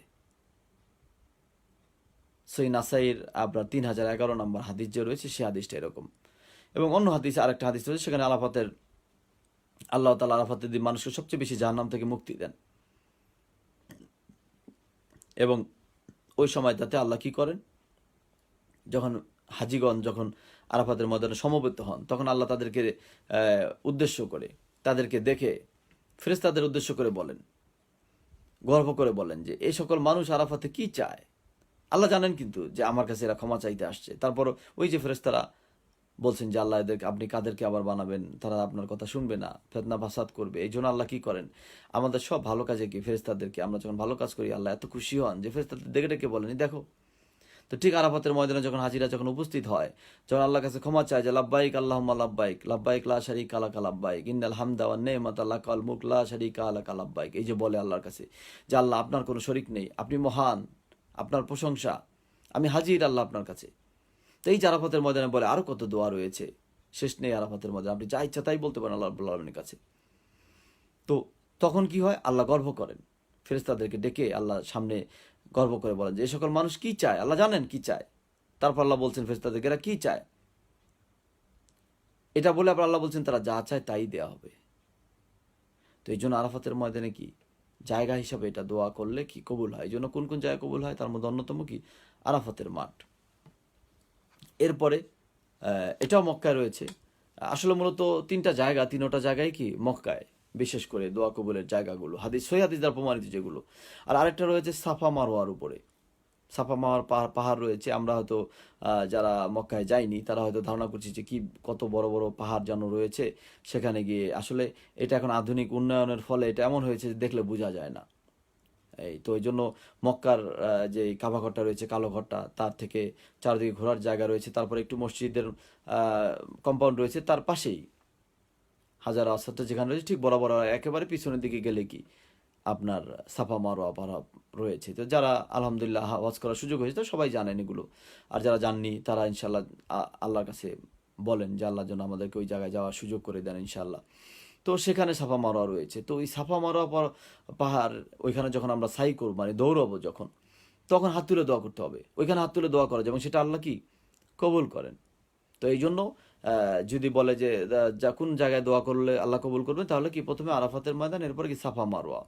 আর আরেকটা রয়েছে সেটাও মক্কা কেন্দ্রিক, সেটা কি যে মক্কা কাবাঘর দেখে আমরা যখন, আল্লাহ যখন তৌফিক দিবেন কাবাঘর যাওয়ার জন্য, তাওয়াফ করার জন্য, বা আল্লাহ হজ করা উমরা করার জন্য, বা এমনি ইবাদত করার জন্য যখন আমরা যাব, তখন কাবার কম্পাউন্ডে ঢোকার সাথে তো কাবাকে দেখা যায় না, কারণ বিশাল কম্পাউন্ড, ভিতরে ঢুকে তার মসজিদ ভেদ করে ওই সামনের জায়গায় আসতে হয়। তো সেখানে গিয়ে যখন কালো ঘরটা দেখা যায় তখন যে সব, যদি প্রথম যে দেখবেন অবশ্যই চোখে পানি চলে আসবে। আমি নিজেও আমার চোখে পানি চলে আসছে ওটা দেখার পরে। তো এই জন্য আপনাদেরও বলি যে যারা দেখবেন ইনশাল্লাহ চলে আসবে, যে এইটা সারা জীবন টেলিভিশনে দেখেছি, সারা জীবন শুনে এসেছি যে এই ঘরটা আল্লাহর ঘর, আর চোখের সামনে সেই ঘরটা, চোখের পানি চলে আসবে। তো ওই তখন কাবা ঘরটা দেখে কী করতে হবে? হাত তুলে দোয়া করতে হবে, নামাজ পড়তে হবে সেখানে। তো এটা করলে আল্লাহ কি কবুল করেন। তো এই জন্য দোয়া এবং ইবাদতের যে জায়গাগুলো যেখানে কবুল করেন আল্লাহ, বিশেষ করে যেখানে দোয়া করলে কবুল করেন, যে আমলগুলো কবুল করেন, সেই জায়গাগুলো বিস্তারিতভাবে মোটামুটি একটা বা দুইটা রেফারেন্স দিয়ে আলোচনা করার চেষ্টা করেছি। তো আশা করি যে আপনারা এর দ্বারা উপকৃত হবেন ইনশাল্লাহ। আর কোরআন সুন্নাহর বাহিরে একটাও বলার চেষ্টা করিনি, তো হয়তো বা দু একটা ছুটে যেতে পারে, তো অন্য কোনো শায়েখরা যদি দলিল দিয়ে বলে সেটাও নিয়ে নেবেন ইনশাল্লাহ। আর যদি আমার কথার মধ্যে এই দোয়ার আলোচনায় কোথাও কোনো ভুল থাকে আপনারা সেটা কমেন্টসে জানাবেন। আর যদি দোয়া অধ্যায়ে আরও কিছু জানার থাকে বা আরও কিছু বিষয়ে কথা বললে আপনাদের জন্য উপকার হয় এরকম কিছু হলেও জানাবেন ইনশাআল্লাহ। তো আজকের আলোচনা অনেক লম্বা হয়ে গেছে, তারপর আমি যেই 3টা পর্বে যে আলোচনাগুলো করেছি একটু সংক্ষিপ্ত আকারে বলে দিয়ে আজকে আলোচনা ইনশাআল্লাহ এখানে শেষ হবে। আর প্রথমে যেই পবিত্র কালামে মজিদ থেকে যেই আয়াতটা তেলাওয়াত করেছিলাম সেটা শেষে ব্যাখ্যা করে আলোচনা শেষ করবো ইনশাআল্লাহ। তো তার আগে আবার বলি যে এই আলোচনা যে বিষয় নিয়ে ধারাবাহিকভাবে আজকে তৃতীয় এবং শেষ আলোচনা চলছে, তো সে আলোচনা ছিল কি ইবাদত নিয়ে, ইবাদত এবং দোয়া বা আমল এর শর্ত, সময় এবং স্থান সম্পর্কে বিস্তারিত আলোচনা ছিল। তো আজকে তৃতীয় পর্ব, তো সেখানে বলেছি যে ইবাদত করতে হলে ইবাদতের যে অন্যতম প্রধান 3টা শর্ত বলেছি, সেটা 1 নম্বর হচ্ছে আল্লাহ রাব্বুল আলামিন ইখলাস থাকতে হবে, একমাত্র আল্লাহর জন্য করছি এটা থাকতে হবে। দ্বিতীয়ত রাসূল সাল্লাল্লাহু আলাইহি ওয়াসাল্লাম অনুসরণ থাকতে হবে। তৃতীয়ত হালাল রুজি থাকতে হবে। তো এগুলো হলে ইবাদত কবুল হবে। তো আমলের বেলাও তাই, আমল আর ইবাদত একই সমর্থক শব্দ বলেছি আগে, যেটা যে কোনো কাজকে আমল বলে। তো সেই কাজটা যদি হয় রাসূল সাল্লামের তরিকায় দেখানো পথে এবং আল্লাহ নির্দেশিত পথে, তাহলে সেটা কি হয়ে যাবে, ইবাদত হয়ে যাবে। আর সেটা যদি রাসূল সাল্লামের পথ দেখানো পথে না হয়, বরং নিজের তৈরি হয়, তাহলে হয়ে যাবে বিদআত। আর যদি রাসূল সাল্লামের দেখানো পথ না আল্লাহ নির্দেশ করেনি, তাহলে আপনার আমার দুনিয়ার প্রয়োজনের কাজ, ওটা ইবাদত হবে না। তো এই জন্য ইবাদত হলো ওইটাই যেটা আল্লাহ তার রাসূল বলেছেন, সেটাই হলো ইবাদত। তো এগুলো হচ্ছে ইবাদতের জন্য কি শর্ত এবং হালাল রুজি এগুলো থাকবে দোয়ার জন্য। তারপরে আরও অনেক বিষয় উল্লেখ করেছিলাম দোয়া করতে, দোয়ার বিষয়ে, শর্তর বিষয়, যেমন দোয়া পবিত্র অবস্থায় করতে হবে, কিবলামুখী হয়ে দোয়া করতে হবে। এরপরে নিজের নেক আমল সামনে রেখে দোয়া করতে হবে। নামাজের 2 রাকাত নামাজ পড়ে দোয়া করলে আল্লাহ দোয়া কবুল করবেন। এরপরে বলেছিলাম দোয়ায় বাড়াবাড়ি করা চলবে না, তাহলে দোয়া কবুল হবে না, বাড়াবাড়ি ছাড়া করতে হবে। ধীরতার সাথে দোয়া করতে হবে। আত্মীয়তার সম্পর্ক ছিন্নকারী দোয়া কবুল হয় না, এই জন্য আত্মীয়তার সম্পর্ককে জোড়া লাগিয়ে ধরে রেখে তারপরে দোয়া করতে হবে। তো এইভাবে আরও অনেকগুলো কারণ বলেছিলাম, যেগুলো আপনারা ইনশাল্লাহ আলোচনা 3টা শুনলে পেয়ে যাবেন। তো এরপরে দোয়ার সময়, আজকে বিশেষ করে দোয়া কবুলের সময় নিয়ে বেশি আলোচনা করেছি। তো সেগুলো আবার শুনিয়ে দিই, দোয়া কখন কবুল হবে। দোয়া কবুলের সময় হচ্ছে লাইলাতুল কদরের সময়, এবং লাইলাতুল কদর কখন, 21 তারিখের রাত, মানে 20 রোজার রাতটা 21 রোজা, এভাবে হিসাব করতে হবে। 21, 23, 25, 27 এবং 29, এই 5 রাতে যদি আমরা ইবাদত করি ইনশাল্লাহ যে কোনো দিন লাইলাতুল কদর হয়ে যেতে পারে এবং দোয়া কবুল হবে। এরপর রোজা অবস্থায়, আমরা যে রোজা অবস্থায় আছি, দোয়া কবুল হবে। বিশেষ করে ইফতারের আগে দোয়া করলে ইনশাল্লাহ দোয়া কবুল হবে। এরপরে জুমার দিনে ইমাম যখন খুতবায় বসে তার থেকে সালাম ফিরাবার পর্যন্ত এই সময়টাতে সংক্ষিপ্ত সময়, তখন দোয়া করলে দোয়া কবুল হয়। এরপর রাতে তাহাজ্জুদের পরে দোয়া করলে দোয়া কবুল হয়। এরপরে বলেছিলাম যে সালাত শেষে ফরজ নামাজের পরে যদি দোয়া করে সেটা কবুল হয়। এরপরে বলেছিলাম যে আজান এবং ইকামতের মাঝখানে যদি দোয়া করি সেটা কবুল হয়। এরপরে বলেছিলাম যে হজ করার সময় যে আমরা কঙ্কর নিক্ষেপ করি শয়তানকে, তখন সেই কঙ্কর নিক্ষেপের পরে দোয়া করলে সেটা কবুল হয়। এরপরে সিজদা অবস্থায় যে দোয়া করে আল্লাহর কাছে, তখন সেটা কবুল হয়। এর বাইরে তাশাহুদের পরে যে দোয়া করলে, নামাজ সালাম ফেরাবার আগে যে দোয়াগুলো আমরা করি সেগুলো সেই সময় দোয়া কবুল হয়। এবং কারো অনুপস্থিতিতে যদি আমরা কারোর জন্য দোয়া করি, তাহলে কি সেই সময় কি দোয়া কবুল হয়। আর বৃষ্টির সময় দোয়া করলে দোয়া কবুল হয়। তো এগুলো হলো এবার দোয়ার কবুলের সময়। তো এগুলো এই সময়টাতে আমরা দোয়া বেশি বেশি করে করবো, এই জন্য যে এটা কবুল হওয়ার সম্ভাবনা বেশি এবং কবুল হবে ইনশাআল্লাহ। আর দোয়া কবুলের জায়গা বলতে 3টা জায়গার কথা উল্লেখ করেছিলাম। তার মধ্যে 1 নম্বর হচ্ছে যে আরাফাতের ময়দান। আরাফাতের ময়দান আল্লাহ রাব্বুল আলামিন ক্ষমা করেন যত মানুষকে, অন্য কোথাও এত মানুষকে ক্ষমা করেন না। আরাফাতের ময়দানে আমাদের যাওয়ার সুযোগ হলে আমরা সেখানে আল্লাহর কাছে বেশি বেশি করে ক্ষমা চাইবো। এরপরে কাবা ঘর দেখে আমরা আল্লাহর কাছে ক্ষমা চাইবো, কান্নাকাটি করবো, নামাজ পড়বো, ইনশাআল্লাহ ক্ষমা হবে। এরপর সাফা মারওয়া পর্বতে গেলে ক্ষমা হবে। তো এর বাইরে যত পথ এবং যত কিছু আছে, আমাদের নিজেদের তৈরি যত দোয়া আছে এবং যত কিছু আমল রয়েছে যেগুলোকে আমরা খুব সুন্দর করে করি, এগুলো কোনো কাজে আসবে না। এগুলো কোনো কাজে আসবে না আমাদের জন্য, এবং এগুলো আমাদের কোনো উপকারও করতে পারবে না। কারণ রাসূলুল্লাহ সাল্লাল্লাহু আলাইহি ওয়াসাল্লামের দেখানো পথে যদি আমরা না করি, তাহলে সব কিছু কি বাদ হয়ে যাবে। এই জন্য আমরা কোরআন সহিহ সুন্নাহ আলোকে যেগুলো বলেছি, আমরা এই জায়গাগুলোই, এই দোয়ার জায়গাগুলো আমরা দোয়া করব। এই যে বিষয়গুলো ত্যাগ করার কথা বলেছি, যেগুলো করলে দোয়া কবুল হয় না, এগুলো আমরা ত্যাগ করব। আর যেগুলো শর্ত থাকলে দোয়া কবুল হয়, এগুলো আমরা আমাদের মধ্যে নিয়ে আসবো, ইনশাআল্লাহ দোয়া কবুল হবে। কারণ কি, রাসূল সাল্লাম যেগুলো বলেছেন এগুলোই আপনাদেরকে বলার চেষ্টা করেছি। তো এগুলোর বাইরে দোয়া কবুল হবে না, সেই সম্পর্কে একটা হাদিস শোনাবো এবং সর্বশেষ আল্লাহর পবিত্র কোরআনের আয়াতটা ব্যাখ্যা করে আজকে আলোচনা শেষ করব। তো যে হাদিসটা শোনাবো, যে রাসূল সাল্লামের শিক্ষার আলোকে দেখানো পথে যদি ইবাদত না করি, তাহলে কিভাবে ইবাদতটা বাতিল হয়ে যাবে, সেই হাদিসটা রয়েছে সহিহ আল মুসলিম সহিহ মুসলিমের মধ্যে, সেখানে রাসূলুল্লাহ সাল্লাল্লাহু আলাইহি ওয়াসাল্লাম বলেছেন যে মান আমেলা আমালান, মান মানে যে বা কে, যে আমেলা আমালান, যে আমল করলো, আমল বলতে ভালো কাজ, একটু আগে বলেছি যেটা ইবাদত বা ভালো কাজ, যেটা ইসলামের স্বীকৃত যে ভালো কাজটা, লাইসা আলাইহি আমরুনা, যে আমলের কথা কি, যে কাজের কথা আমি বলিনি, এটা রাসূল সাল্লাল্লাহু আলাইহি ওয়াসাল্লাম বলছেন। আমরুনা মানে আমি নির্দেশ দেইনি, আমি শিখাইনি, ফাহুয়া রদ্দুন, এটা বাতিল হয়ে যাবে। তার মানে যেই আমল আমরা করব, আমরা যে দোয়া করি, যেটা রাসূল সাল্লাল্লাহু আলাইহি ওয়াসাল্লাম বলেননি যেভাবে দোয়া করে, যেমনিতে আমরা করি, নামাজের পরে দুহাত তুলে দোয়া করি, সাথে সাথে সম্মিলিত, রাসূল করেননি, এটা করলে কি হবে? বাতিল হয়ে যাবে, আমল বাতিল হয়ে যাবে। এই জন্য যেই জায়গায় আপনি মাজারে গিয়ে দোয়া করবেন, রাসূল সাল্লাল্লাহু আলাইহি ওয়াসাল্লাম করতে নিষেধ করেছেন, কবরে গিয়ে এভাবে আমি যদি সেভাবে করি, তাহলে কি হবে? আমল বাতিল হয়ে যাবে। তো এই জন্য আমাদের প্রথমে মনে রাখতে হবে যে রাসূল সাল্লাল্লাহু আলাইহি ওয়াসাল্লাম যেহেতু এই কথা বলেছেন, সহিহ মুসলিমের মধ্যে হাদিসটা রয়েছে যে কেউ যদি কোনো আমল করে এবং সেই আমল যদি হয় এমন যেটা আমি বলিনি, রাসূল সাল্লাল্লাহু আলাইহি ওয়াসাল্লাম বলেননি, তাহলে সেটা কি হবে? ফাহুয়া রদ্দুন, সেটা প্রত্যাখ্যাত হবে, সেটা বাতিল হয়ে যাবে, সেটাকে নিশ্চিহ্ন করে দেওয়া হবে আল্লাহর পক্ষ থেকে, সেটা টিকবে না। তো এই জন্য আমাদেরকে রাসূল সাল্লাল্লাহু আলাইহি ওয়াসাল্লামের দেখানো পথের বাইরে কোনো ইবাদত করা যাবে না। এটা আমাদের একেবারে আমাদের মনের মধ্যে স্থিরভাবে গেঁথে নিতে হবে। কারণ আমরা অনেকে মনে করি কাজটা তো ভালো, সমস্যা কোথায়? না, কাজটা ভালো কে বলেছে?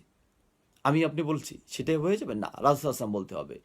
এই রাসূল সাল্লাল্লাহু আলাইহি ওয়াসাল্লাম যেটাকে বলবেন ভালো, সেটাই হতে হবে। যেমন আমাদের দেশে এটা অনেক বিতর্কিত বিষয় একটা, যেমন আমাদের দেশে একটা নতুন আবিষ্কার, মিলাদ একটা আবিষ্কার। এটা করলে কারো পকেট ভারী হয়, কারোর জন্য হয় যে অল্পতেই দোয়া করে অনেক কিছু হয়, এটা নিয়ে দীর্ঘ আলোচনার সুযোগ রাখে। তো আসলে এটা সাহাবীরা রাদিয়াল্লাহু তাআলা আনহুম এভাবে করেননি। আবার এটাকে বাড়াবাড়ি করতে করতে এক পর্যায়ে এমনভাবে নিয়ে গেছে, কেউ কেউ ভাবে যে তখন দাঁড়ালে কি, রাসূল সাল্লাল্লাহু আলাইহি ওয়াসাল্লাম আসে মিলাদে, দাঁড়াতে হবে। আর কেউ বলে না, আসে না, আমরা বসতে হবে। তার মানে যে বসে সে হয়তো দাঁড়ানোর মানুষের বিরোধিতা করে, আর যে দাঁড়ায় সে বসার বিরোধিতা করে। দুইজনেই ভুল পথে আছে। বসাও যাবে না, দাঁড়ানোও যাবে না। কারণ রাসূল সাল্লাল্লাহু আলাইহি ওয়াসাল্লাম, আমি যেখানে দুরূদ পড়ি সেখানে আসে, এরকম কোনো প্রমাণ নেই। বরং রাসূল সাল্লাল্লাহু আলাইহি ওয়াসাল্লাম বলছেন তোমরা দুরূদ পড়লে আমার কাছে পাঠানো হয়। তিনি সেখানেই থাকেন, তাকে আল্লাহ যেখানে রেখেছেন, তিনি তার কবরেই আছেন, সেখানে আছেন, আল্লাহ দুরূদটা তার কাছে পৌঁছিয়ে দেন এবং সালাম দিলে আল্লাহ তার রূহকে ফিরিয়ে দেন, তিনি সালামের উত্তর করেন। এগুলো সহিহ হাদিসে প্রমাণিত। কিন্তু আমরা ভাবি কি, যে আমরা যেখানে দুরূদ পড়ি সেখানে রাসূল সাল্লাম চলে আসে, সালাম দেই চলে আসে, মিলাদ পড়লে চলে আসে। তো এগুলো আমাদের ভুল ধারণা। এই জন্য এগুলো আমাদের নতুন সৃষ্টি, এগুলো ছাড়তে হবে আমাদেরকে। কারণ আমরা ছোটবেলাতে দেখে আসছি, অনেকে ছাড়তে কষ্ট হয়। আবার অনেকে বলবে যে এরা নতুন কথাবার্তা বলে, এগুলো আছে কিনা। তাদেরকে বলবেন যে আপনার এই আবিষ্কারটা কোথায় আছে? যারা নতুন বলে তাদেরকে তো আপনি বাদ দিয়ে তাদেরকে মূল্য দিচ্ছেন না। তো তাদের তো সহিহ হাদিসের আলোকেই এই কথাগুলো বলছে। তো আপনারা যে ভাবছেন যে মিলাদটা আছে এবং এভাবে, তো সেটা দেখান কোথায় আছে। সাহাবীরা রাদিয়াল্লাহু করেছেন, আল্লাহ রাসূল বলেছেন না। তো এভাবে করেননি। তো এই জন্য এগুলো আমরা পিছনে জীবনে যা করেছি আমরা এগুলো ছেড়ে দেবো, এগুলো করা যাবে না, এগুলো করা যাবে না। তারপর আমি আপনাদেরকে বলবো, আপনারা আরও যারা কোরআন সুন্নাহর আলোকে বড় বড় শায়েখরা রয়েছেন, গবেষক ওলামা রয়েছেন, তাদের বক্তব্য শুনে দেখেন, এগুলো কেউ সমর্থন করে না। এগুলো সমর্থন করে তারা যারা ব্যক্তি পূজারী, ওই যে কিছু ব্যক্তির হাতে বায়াত হয়ে তারপর তার পূজা করে, তিনি যা করতে বলেন তাই বলে, তার পায়ের কাছে পড়ে থাকে। তিনি যদি বলে বলে পাঞ্জাগান অজিফা ধরাই দেয়, সেটাই পরে, অন্য কোনো কিছু করে না। এবং মানুষকে ভালো কাজের কথা বলে না, বলে আমরা বাতেনি। আর যে বলে তাকে বলে জাহের, ইমানি হয় না। অথচ রাসূল বলছে তুমি যদি বাল্লেগু আন্নিওয়ালা আয়া, সহিহ মুসলিমে আছে, তুমি যদি একটা আয়াত তোমার কাছে তাকে পৌঁছিয়ে দাও। আর তারা কি বলে, আমরা বাতেনি, মানুষের কাছে যাবে, মানুষ তার কাছে যেতে হবে। তার মানে এগুলো শয়তানের কাজ, এগুলো করা যাবে না। তো এই জন্য এই আকিদার মধ্যে যে সমস্ত ভুল ভ্রান্তি আছে, এগুলো দীর্ঘ আলোচনা সামনের দিনে ইনশাল্লাহ একেবারে দলিল সহকারে করব। তো আজকে শুধু এটুকুই বলবো যে রাসূল সাল্লাল্লাহু আলাইহি ওয়াসাল্লামের যে শেখানো পথ, যে ইবাদত এবং দোয়ার ক্ষেত্রে যেগুলো বলেছি, এর বাইরে যদি কোনো শায়েখরা বলে, দলিল দিয়ে সেটা নেবেন। এর বাইরে তেমন কোনো কিছু নেই। তো এই জন্য আমরা দোয়ার ক্ষেত্রে এগুলোই আমাদেরকে মানতে হবে মানদণ্ড হিসাবে। অন্য কোনো কিছু কেউ যদি শিখিয়ে দেয় যেগুলো কোনো দলিল নেই, সেগুলো কি আমরা সেগুলো দিয়ে ইবাদত করলে কি আল্লাহ কবুল করবেন না। তো এই জন্য আমরা কি করব, আমাদের দোয়ায় কম বেশি করব না, এবং আমাদের দোয়ার মধ্যে যেগুলো আমরা পড়ি সেগুলোও কম বেশি করবো না। যেমন লা ইলাহা ইল্লা আনতা সুবহানাকা ইন্নী কুনতু মিনাজ জালিমিন আমরা পড়ি বিপদ আসলে, এটা বিপদ আসলে পড়তে হবে। রাসূল সাল্লাল্লাহু আলাইহি ওয়াসাল্লাম বলেছেন, এটা ইউনূস আলাইহিস সালাম এই বিপদ থেকে বেঁচেছেন এই লা ইলাহা ইল্লা আনতা সুবহানাকা, এই জন্য পড়তে হবে। কিন্তু কোনো হাদিসে নেই ১৬,০০,০০০ বার পড়তে হবে, কিন্তু আমরা ১৬,০০,০০০ বার পড়ি। এটা আমি যত ইচ্ছা পড়বো, কিন্তু ১৬,০০,০০০ বার কোত্থেকে আসলো? আমরা খতম দেই ৭০,০০০ বার, ১৬,০০,০০০ বার। তো জিজ্ঞেস করলে তারা বলবেন যে বুজুর্গানের দিন করছেন, এখনকার মানুষ বেশি বোঝে। তাদের যুক্তি হলো বুজুর্গানের দিন, এই বুজুর্গান দিন দিয়ে আমাদের আখিরাত টিকবে না, টিকবে না। যদি তারা যে কোরআন সুন্নাহর আলোকে বলে তাহলে চলবে, তারাও টিকবে, আমরাও টিকবো। আর যদি শুধু বলে যে বুজুর্গানের দিন বলছেন, সেটা কোনো দলিল নেই, টিকবে না। কিন্তু লা ইলাহা ইল্লা আনতা সুবহানাকা ইন্নী কুনতু মিনাজ জালিমিন, এটা বিপদের দোয়া, এটা পড়বেন সবসময়। কিন্তু ১৬,০০,০০০ বারে যে খতম, এটা নেই। তো এই জন্য আমরা ভালো জিনিসকে কি একটু পরিবর্তন করে নষ্ট করে দেই। এই জন্য রাসূল সাল্লাল্লাহু আলাইহি ওয়াসাল্লাম বলছেন যে কেউ যদি আমল করে, আর যে আমল করে না তার তো কোনো হিসাবই নেই। আমাদের অনেকে বলে যে আমি নামাজ না পড়লে আমার ঈমান ঠিক আছে, আসলে ও বড় শয়তান। নামাজ না পড়লে ইমান থাকে কিভাবে? রাসূল সাল্লাল্লাহু আলাইহি ওয়াসাল্লাম বলছে যে না, কাফের এবং মুসলমানের মধ্যে পার্থক্য হচ্ছে সালাত। তাই অনেকে বলে যে আমি নামাজ না পড়লে কি আমার ইমান ঠিক আছে? নামাজ না পড়ে আমার ইমান ঠিক থাকে কিভাবে? এটা একটা শয়তানের বুলি, শিখানো বুলি, শয়তান শিখিয়ে দিয়েছে। তো এই জন্য আমরা এগুলো বলবো না। আমরা কি করব? নামাজ পড়ে ইমান ধরে রাখতে হবে, নাহলে ইমান থাকবে না। তেমনিভাবে ইবাদত ওইভাবে করতে হবে যেভাবে রাসূল সাল্লাল্লাহু আলাইহি ওয়াসাল্লাম বলছেন, না হলে কি হবে? বাতিল হয়ে যাবে। হাদিসটা শুনিয়ে দিলাম আপনাদেরকে। আর যে আমল করবে না তার তো কোনো দামই নেই। অনেকে বলে নামাজ পড়ে উনি অন্যায় করে, ওনার থেকে আমি নামাজ না পড়ে ভালো আছি। না, উনি যদি নামাজ পড়ে অন্যায় করে তারপরও আল্লাহ ওনাকে ক্ষমা করে দিতে পারেন নামাজের কল্যাণে, কিন্তু আপনি পড়েন না, আপনার ক্ষমা পাওয়ার কোনো সুযোগ নেই, এই জন্য আপনি তার চেয়ে ভালো না। এই জন্য অনেকে বলে যে উনি বোরকা পরে অন্যায় করে, আমি বোরকা ছাড়া ভালো আছি। না, উনি বোরকা পরে যে যতটুকু পরেজ করতে পেরেছে আপনি ওটাও করেন না, তার মানে ওটুক তো উনি ভালো আছেন। তো এই জন্য উনি যে অন্যায় করে, অন্যায় শাস্তি হবে, ভালো কাজটাও তো থেকে যাবে। এই জন্য আল্লাহ যেহেতু বলেছেন ইন্নাল হাসানাতি ইউযহিবনা সাইয়্যাত, নিশ্চয়ই ভালো কাজ মন্দ কাজকে ধুয়ে মুছে শেষ করে দেয়। তখন আল্লাহ যদি তার ওই ভালো কাজটাও কবুল করে নেয় তাহলে কি তার মন্দ কাজ চলে যেতে পারে। কিন্তু আমি যারা ভালো কাজ করলামই না, বললাম যে মন্দটায় আমি মন্দ কাজের মধ্যে থাকলো কি আমি ওরকম অন্যায় করি না, আমার তো তাহলে কি ভালো কাজ থাকবে না? তাহলে আমারটা কাটবে কি দিয়ে? তখন আমার অন্যায় থেকে যাবে। এই জন্য আমরা এগুলো বলবো না, আমরা এগুলো ত্যাগ করব। আমরা যেটা করবো সেটা হচ্ছে সহি কথা যে বলবে, কোরআন সহি সুন্নাহ দলিল দিয়ে আপনি তারটাই নেবেন। আর কোরআন সুন্নাহর বাইরে সে যত বড় অলি আল্লাহ, যত বড় বড় মানুষ হোক, আমরা যত বড় তাকে দামি মনে করি, তার কথা ছুঁড়ে ফেলে দিতে হবে যদি সেটা কোরআন এবং সহি সুন্নাহর আলোকে না হয়। তো এই ব্যাপারে আমাদের সতর্ক হতে হবে, কারণ দুনিয়া চোখটা বুঝলে আমাদের আর কোনো কিছু করার সুযোগ থাকবে না। এই জন্য শ্বাস পর্যন্ত বিবেচনার বিষয়। এই জন্য আমি সবাইকে অনুরোধ করব যে আমি যেগুলো বলেছি এগুলো আপনারা শুনবেন, এগুলো নিয়মিত আমল করার চেষ্টা করবেন। তারপর কোনটা সন্দেহ হলে ওই ধরনের শায়েখদেরকে জিজ্ঞেস করবেন যে দলিল দেয়। আপনার পরিচিতদেরকেও জিজ্ঞেস করবেন, তাকে বলবেন যে আপনি যেটা বলছেন যে উল্টা বলে, আপনারা একটা দলিল বের করেন যে এটা করা যাবে, এবং সেই দলিলটা নিয়ে আবার যাচাই করবেন সঠিক কিনা। তিনি যদি নামাজ শিক্ষার থেকে একটা দেখান তার কোনো দলিল নেই, ওই নামাজ শিক্ষার মধ্যে অনেক ভুল আছে, তো এই জন্য ওগুলো করা যাবে না। বুখারী, মুসলিম এবং সহিহ সনদের এরকম ভুরি ভুরি হাদিস গ্রন্থ আছে, সেগুলো থেকে দলিল দিতে হবে, কারণ এগুলো রাসূল সাল্লামের কাজ, এগুলোর বাইরে হবে না। তো এই জন্য এটা। আর আল্লাহ রাব্বুল আলামিন কি বলেছেন যদি আমল ভুল করি তাহলে? আর অনেকে আছে যে না আমরা পরিবর্তন হব না, আমরা যা করেছি বাপদাদা করেছে এটা আমরাই করে চালিয়ে যাব, তাদের জন্য পবিত্র কোরআনের এই আয়াতটা বলে দেবো আপনাদের জন্য। আর আমরা কখনো যেন না বলি, আমরা অনেকেই বলি যে তাহলে বাপদাদা ভুল করেছে, বাপদাদা কারো অনুসরণ করেছে, বাপদাদা কারো মুরিদ হলো, বাপদাদা এগুলো খাতনা খাজে গান পড়েছে, বাপদাদা দুরুদে তুনাজুনা পড়েছে, বাপদাদা মিলাদ পড়েছে, তারা কি ভুল করছে? এরকম আমরা অনেকে বলি না। এই কথা জানেন এটা মুসলমানের কথা না, এই কথাটা হলো কাফেরদের কথা। আপনি যদি কোরআনের বাংলাটা পড়ে যান শুরু থেকে শেষ পর্যন্ত দেখবেন যে এই কথাটা যে কাফেররা বলছে একাধিক জায়গায় আছে, ভুরি ভুরি জায়গায় আপনি নিজেই পেয়ে যাবেন, দলিল দেওয়া লাগবে না। কারণ মোহাম্মদ সাল্লাহ সাল্লাম যে সারা জীবন সত্য কথা বলতেন এটা আরবের প্রত্যেকটা আবাল বৃদ্ধ বণিকা সবাই জানতো যে তিনি আলামিন ছিলেন। যখনই তিনি বললেন যে তুমি লা ইলাহা ইল্লাল্লাহ এই কথাটা তোমরা স্বীকৃতি দাও এবং মোহাম্মদুর রাসূলুল্লাহ এই কথা স্বীকৃতি দাও, তখন তারা তাকে মিথ্যা বলল। কিন্তু তারা জানে যে 40 বছর আগে বয়সে এই মানুষটা কি কোনো দিন একটা তুচ্ছ বিষয়ে কোনোদিন মিথ্যা কথা বলে নাই, তো তাহলে এই লোকটা হঠাৎ করে মিথ্যা কেন বলবে? তো এই বিশ্বাস তারা নিচ্ছে না, কারণ তারা তাকে মানতে চায়নি, প্রস্তুত ছিল না। তখন তারা কি বললো? রাসূল সাল্লাম অধিকাংশ সময় বলছে যে আমরা সারা জীবন আমাদের বাপদাদার পূর্বপুরুষের ধর্ম থেকে কি এই মোহাম্মদের কথায় ফিরে যাব? আপনারা দেখেন সূরা আল বাকারার মধ্যে একাধিক জায়গায় আছে, ব্যাখ্যার প্রয়োজন নেই, শুধু অনুবাদ করলেই পেয়ে যাবেন। এই জন্য কোনো মুসলমান আমরা যদি বলি যে দলিল পাওয়ার পরেও যদি বলি আরে দলিল তো আছে, অসুবিধা কি, আমার বাপদাদা করে আসছে, বড় বড় বুজুর্গানের দিন করে আসছে, এটা কি ভুল? না, এই কথা আমাদের মুসলমানের কথা না, এটা কাদের কথা? কাফেরদের কথা। আপনি বিশ্বাস না হয় আপনি কোরআনের শুরু থেকে শেষ পর্যন্ত শুধু বাংলার অনুবাদটা পড়ে যান, ব্যাখ্যা প্রয়োজন হবে না, আপনি একাধিক জায়গায় পেয়ে যাবেন। এই জন্য আমরা মুসলমান এটা বলবো না। আমরা কি বলবো? আমরা ওইটাই বলবো যে আল্লাহ বলছেন সামে নাওয়া তা না, তোমরা শোনো এবং মেনে নাও। তো কোনটা শুনবো কোনটা মেনে নেব? আমরা কোরআন শুনবো সহিভাবে, ভুল ব্যাখ্যা না, এবং কোরআনের ব্যাখ্যা যেটা হাদিসে রয়েছে সেটা শুনবো, এবং সাহাবীরা যেভাবে বুঝছেন আমরা সেভাবে বুঝবো। তো এটা যদি আমরা কোরআন সহিহ সুন্নাহ আলোকে নিতে পারি তাহলে ওইটাই হচ্ছে কি সামেনা, আমরা শুনলাম, ওয়াতানা এবং মেনে নিলাম। কিন্তু এর বাইরে কেউ একজন কিচ্ছা কাহিনী বললো আর আমরা শুনে নিলাম আর মেনে নিলাম, সেটা কি? এটা হবে না। তো এই জন্য আমাদের সতর্ক হতে হবে। আর যারা এরপরেও যারা সতর্ক না হয়ে বলবে যে আমি যা করছি এটা ভালো, এটাই চলবে, তার জন্য সতর্কবাণী আমি পবিত্র কোরআনের সূরা আল কাহাফ, সূরা আল কাহাফটা রয়েছে পবিত্র কোরআনের ধারাবাহিকভাবে 18 নম্বর সূরা। এই সূরা আল কাহাফটা যদি আপনারা দেখেন পবিত্র কোরআনের 18 নম্বর সূরা, এবং এটা রয়েছে 16 পারায় পবিত্র কোরআনের, প্রায় আধা পারার মতো, অনেক লম্বা। আয়াত সংখ্যা অত বেশি নয় কিন্তু লম্বা, বড় বড় আয়াতগুলো, এই জন্য অনেক লম্বা।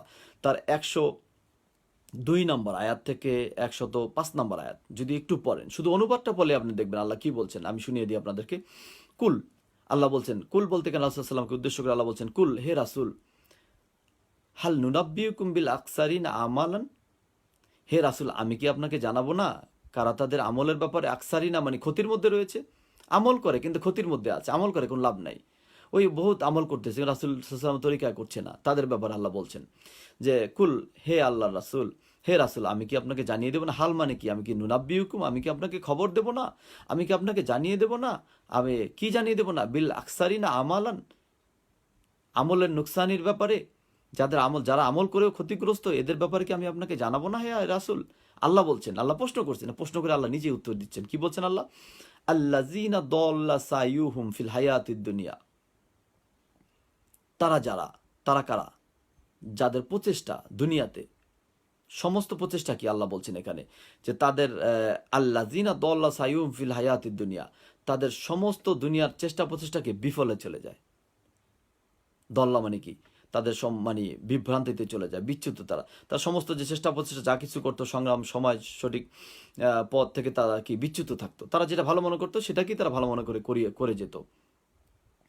তো এরপরে কি অহম ইয়াহসাবুন আন্নাহুম ইউহসিনুনা সুন্নাহ, এবং তারা মনে করতো যে আমরা যা করছি এটাই সঠিক, কোনো দলিল কোরআন সুন্নাহ কোনো দেখার প্রয়োজন হতো না, ওই কেউ শিখিয়ে দিয়েছে বা সে কারো অনুসরণ করে, কারণ অনুসরণ করলে সহজে কাউকে ছাড়া যায় না, এটা মনে রাখবেন, সে যত খারাপ হোক। এই জন্য দেখবেন যে অনেক খারাপ মানুষ রয়েছে সমাজের মধ্যে, ধর্ম বিকৃতি করে, এরপরে দেখবেন যে অনেক হারাম শিরকের কাজ করে, অনেক ধর্ম ব্যবসায়ী, তারপর দেখবেন যে তার অনুসারে শেষ নেই, কারণ মানুষ সহজে কাউকে অনুসরণ করলে তার থেকে সহজে বের হতে পারে না। এই জন্য আমাদেরকে কঠিনভাবে একাগ্র চিত্তে আমাদেরকে ভাবতে হবে আগে যে আমি তার যে অনুসরণ করছি তার অনুসরণের মধ্যে কতটা আল্লাহ তার রাসূলের নির্দেশ রয়েছে, তিনি কতটা পালন করছেন, এর বাইরে করা যাবে না। তো এই জন্য আল্লাহ এই কথাটাই বলছেন যে এই লোকগুলো কি করে, আমল করে, সব আমলগুলো কি পথ থেকে বিচ্যুত, কিন্তু তারা কি মনে করে, অহম ইয়াহসুনুন আন্নাহুম অহম ইয়াহসাবুনা আন্নাহুম ইউহসিনুনা সুন্নাহ, কিন্তু তারা মনে করে কি যে আমি যা করছি খুব ভালোই করছি, সবকিছু সঠিকভাবে করে যাচ্ছে সেটা মনে করে। তো এখন যারা দলিল খুঁজতে যায় না, কয় যা করেছি ভালো করে, তাদের অবস্থাই এরকম। তো এদের পরিণতি কি হবে সেটা শুনিয়ে দিয়ে আল্লাহ রাব্বুল আলামিন 105 নম্বর আয়াতে আবার বলছেন এদের সম্পর্কে, উলাইকাল্লাযীনা কাফারু, এরাই হচ্ছে অস্বীকারী। আমরা শুধু কাফের বলতে বুঝি যে ঈমান আনেনি, তা নয়, আল্লাহর কোনো বিধানকে অস্বীকার করার নামই হচ্ছে, আল্লাহর কোনো দেখানো পথকে অস্বীকার করার নামও কাফের। তো বলছে উলাইকাল্লাযীনা কাফারু, এরাই হচ্ছে সেই অবিশ্বাসী কাফের, বিআয়াতি রাব্বিহিম, তারা কি করে, তারা আল্লাহর নিদর্শনকে অস্বীকার করে, আল্লাহর আদেশকে অস্বীকার করে, আল্লাহর সাইনকে অস্বীকার করে এই মানুষগুলো। এদের কি হবে, ওয়ালিকাইহি, এবং তারা আল্লাহর সামনে যে দাঁড়াতে হবে, যে রাসূল সাল্লাল্লাহু আলাইহি ওয়াসাল্লামের বিধানকে, রাসূল সাল্লাল্লাহু আলাইহি ওয়াসাল্লামের দেখানো পথকে না মানলে যে আল্লাহ এটা ছুঁড়ে ফেলে দিবেন, এই বিশ্বাস তাদের মধ্যে নেই। ও রাব্বি ওয়ালিকাইহি, তাদের কি আল্লাহর সামনে যে দাঁড়াতে হবে তাদেরকে, এই বিশ্বাস তাদের অন্তরে নেই, থাকলে তো তারা এইভাবে করতে পারতো না, কারণ আল্লাহ রাসূল সাল্লাল্লাহু আলাইহি ওয়াসাল্লাম তো বলছেন যে আমার অনুসরণ করবে সে তাহলে কি হবে, সে কি জান্নাতে যাবে, আর যে আমার বিরোধিতা করবে সে জান্নাতে যাবে না। তো এখন আর আল্লাহ বলছেন কি তুমি রাসূলের অনুসরণ করো তাহলে আমি তোমাকে ভালোবাসবো, সূরা আল ইমরান 121 নম্বর আয়াত। তো এই যে আল্লাহ এই কথা বলছেন যে এই মানুষগুলোই কি, এরাই হচ্ছে তারা যারা আল্লাহর আয়াতকে অস্বীকার করে, আল্লাহর নিদর্শনকে অস্বীকার করে, আল্লাহর সাক্ষাৎকে অস্বীকার করে। ফাহাবিতাত আমালুহুম, ফাহাবিতাত, তাদের আমলগুলো ধ্বংস হয়ে যাবে। দুনিয়াতে যে আমল করবে বা ভাবছে যে কত ভালো ভালো আমল করছে, এগুলো কিচ্ছু থাকবে না, নিশ্চিহ্ন হয়ে যাবে। ফালা নুকিম আলাহুম ইয়ামল কিয়ামতি ওয়াজনা, এবং কিয়ামতের দিন যখন মানুষের আমলগুলো মাপা হবে তখন তাদের মাপ দেওয়ার মতো কোনো আমল থাকবে না। দেখেন, চিন্তা করে দেখেছেন, অথচ এই দুনিয়াতে এরকম আমলদারের সংখ্যাই আমাদের বেশি, তারা প্রচুর আমল করছে, যা শুনে শুধু আমল করছে, কোনো আমল যাচাই করে দেখে না। কেউ যদি বলে তার বলে দূর, আপনারটা নিয়ে আপনি থাকেন। আমরা শুনে আসছি কত বড় বড় মানুষে বলছে, অমুক মুরব্বী বলছে, অমুক বুজুর্গানের দিন বলছে, কেউ হয়তো অমুক ওস্তাদজি বলছে, অনেক কথা আমরা বলি, রেফারেন্স নাই কোনো, মানতেছি আমরা, করতেছি, এবং বড় বড় আশাও করছি যে এটা নিয়ে কি রাসূল সাল্লাল্লাহু আলাইহি ওয়াসাল্লাম শাফায়াত পেয়ে যাব আমরা। নাম সুন্নি নাম দিয়ে আমরা অনেক অন্যায় করছি, রাসূল সাল্লাল্লাহু আলাইহি ওয়াসাল্লামের জন্মদিনে গলায় মালা দিয়ে আমরা, তো কত অন্যায় রয়েছে আমাদের, তো শেষ নেই। তো এগুলো করে করে আমরা কি ভাবছি যে আমরা রাসূল সাল্লাল্লাহু আলাইহি ওয়াসাল্লামের খুব কাছে আছি, অথচ রাসূল সাল্লাল্লাহু আলাইহি ওয়াসাল্লাম কি বলছেন, যে আল্লাহ বলছেন যে তোমরা যদি রাসূলের অনুসরণ করো ফাকাদ আতা আল্লাহ, কেউ যদি রাসূল সাল্লাল্লাহু আলাইহি ওয়াসাল্লাম অনুসরণ করে তাহলে কি করলো, সে আল্লাহর অনুসরণ করলো। তো এই জন্য আমাদের সতর্ক হতে হবে ভাইজান, ভাই দিনী বোন, আমি সবাইকে অনুরোধ করব যে আমরা কি করব, বাকি পিছনে জীবন যা হয়ে গেছে আমরা ক্ষমা চেয়ে আল্লাহর কাছে, সামনে আমরা প্রত্যেকটা পদক্ষেপ আমাদের, বিশেষ করে ইসলামের প্রত্যেকটা পদক্ষেপ নেওয়ার সময় আমাদেরকে জানতে হবে যে আমি যা করছি এটা কি কোরআন সহিহ সুন্নাহর দলিলের আকারে আছে কিনা, এটা জেনে আমরা মানবো। দেখেন, আল্লাহকে খুশি করার জন্য বেশি আমলের প্রয়োজন নেই। কারণ সূরা মুলুকে আল্লাহ বলছেন, মানুষকে আমি জন্ম মৃত্যু কেন দিয়েছি? লিয়াবলুয়াকুম আইয়ুকুম আহসানু আমালা, আমি দেখতে চাই মানুষ কত ভালো ভালো কাজ করে। আল্লাহ বলেন নাই আকসারু আমারা, কত বেশি বেশি আমল করে। এই জন্য আমাদের আমল যদি কমও হয় এবং সেটা যদি নিয়মিত হয়, রাসূলুল্লাহ সাল্লাল্লাহু আলাইহি ওয়াসাল্লাম বলছেন আল্লাহ ওই আমলকে পছন্দ করে যেটা নিয়মিত হয়। সহিহ আল বুখারীর মধ্যে আয়েশা রাদিয়াল্লাহু থেকে বর্ণিত হাদিস। তো যে আমরা আমলগুলো কি আমরা যাচাই বাছাই করব এবং সেটাকে কম হলে আমরা নিয়মিত বলার চেষ্টা করবো, ইনশাআল্লাহ আল্লাহ রাব্বুল আলামিনের কাছে কবুল হয়ে যাবে।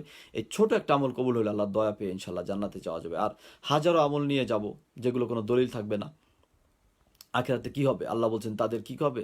ফালা নুকিম আল্লাহম আমল কিয়ামাতি ওয়াজনা, তাদের কি কিয়ামতের দিন ওজন দেওয়ার মতো কোনো আমলই থাকবে না। সে তো ভাবছি কত আমল করলাম, কত দুরূদ পাঠালাম, কত মিলাদ পড়লাম, কত আপনার খতমে খাজেগান, কত কিছুই পড়লাম, কত নাতে রাসূলুল্লাহ 1000 বার খতম দিলাম, রাসূলের তরিকার সাথে কোনো মিল নেই। আর কত ইবাদত রয়েছে, কত মাজারে সিন্নি দিলাম, কত উরুস করলাম, কত ফাতিহা ইয়াজদাম করলাম, কত হাজারো কত কিছুই তো করছি, মাজার সেজদা দিচ্ছি, তাবিজ কবজ দিচ্ছি, কত কিছুই তো করতেছি।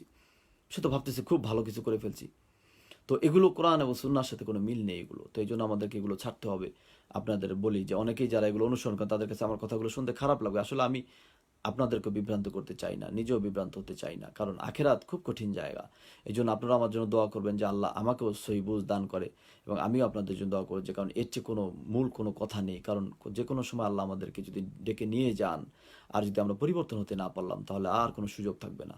তো এই জন্য আজকে অনেক আলোচনা লম্বা হয়ে গেছে। আমি যে ইবাদত নিয়ে, আমল নিয়ে এবং দোয়া নিয়ে যে বিষয়গুলো বলেছি, আশা করি আপনারা এগুলো মনোযোগ দিয়ে শুনবেন এবং যাচাই বাছাই করে সেগুলো আমল করার চেষ্টা করবেন এবং আমার জন্য দোয়া করুন, আমিও আপনাদের জন্য দোয়া করি। আবার শেষবারের মতো বলি, বাংলাদেশে যারা আছেন এবং যাদের আজকে 24তম রোজা শেষ হয়েছে, তাদের আজকের রাত্রিটাও সবে লাইলাতুল কদরের জন্য, আপনারা লাইলাতুল কদরের জন্য কম করে হলেও ফজর পর্যন্ত ইবাদত করার চেষ্টা করবেন ইনশাআল্লাহ। আর যদি আজকে লাইলাতুল কদর হয় তাহলে কি 1000 মাসের চেয়ে উত্তম ইবাদত সব পেয়ে যাবেন। তো আল্লাহ রাব্বুল আলামিন আমাদেরকে তার একজন আমলদার, একজন বান্দা এবং সহি পথে চলার মতো সুযোগ আমাদেরকে করে দেন এবং আমাদের পূর্বজ যারা আছে ক্ষমা করে দেন এবং আমাদেরকে ক্ষমা করেন এবং আমাদের সামনে চলার পথকে আপনার সহজ করে দেন এবং আমাদেরকে আপনার দ্বীন এবং ইসলামের উপরে আপনি কবুল করেন এবং মৃত্যু দেন আমাদেরকে মুসলমান হিসাবে। ওমা আলাইনা ইল্লাল বালাগ, আশহাদু আল্লা ইলাহা ইল্লা আনতা আস্তাগফিরুকা ওয়া আতুবু ইলাইক। আসসালামু আলাইকুম ওয়া রাহমাতুল্লাহি ওয়া বারাকাতুহু।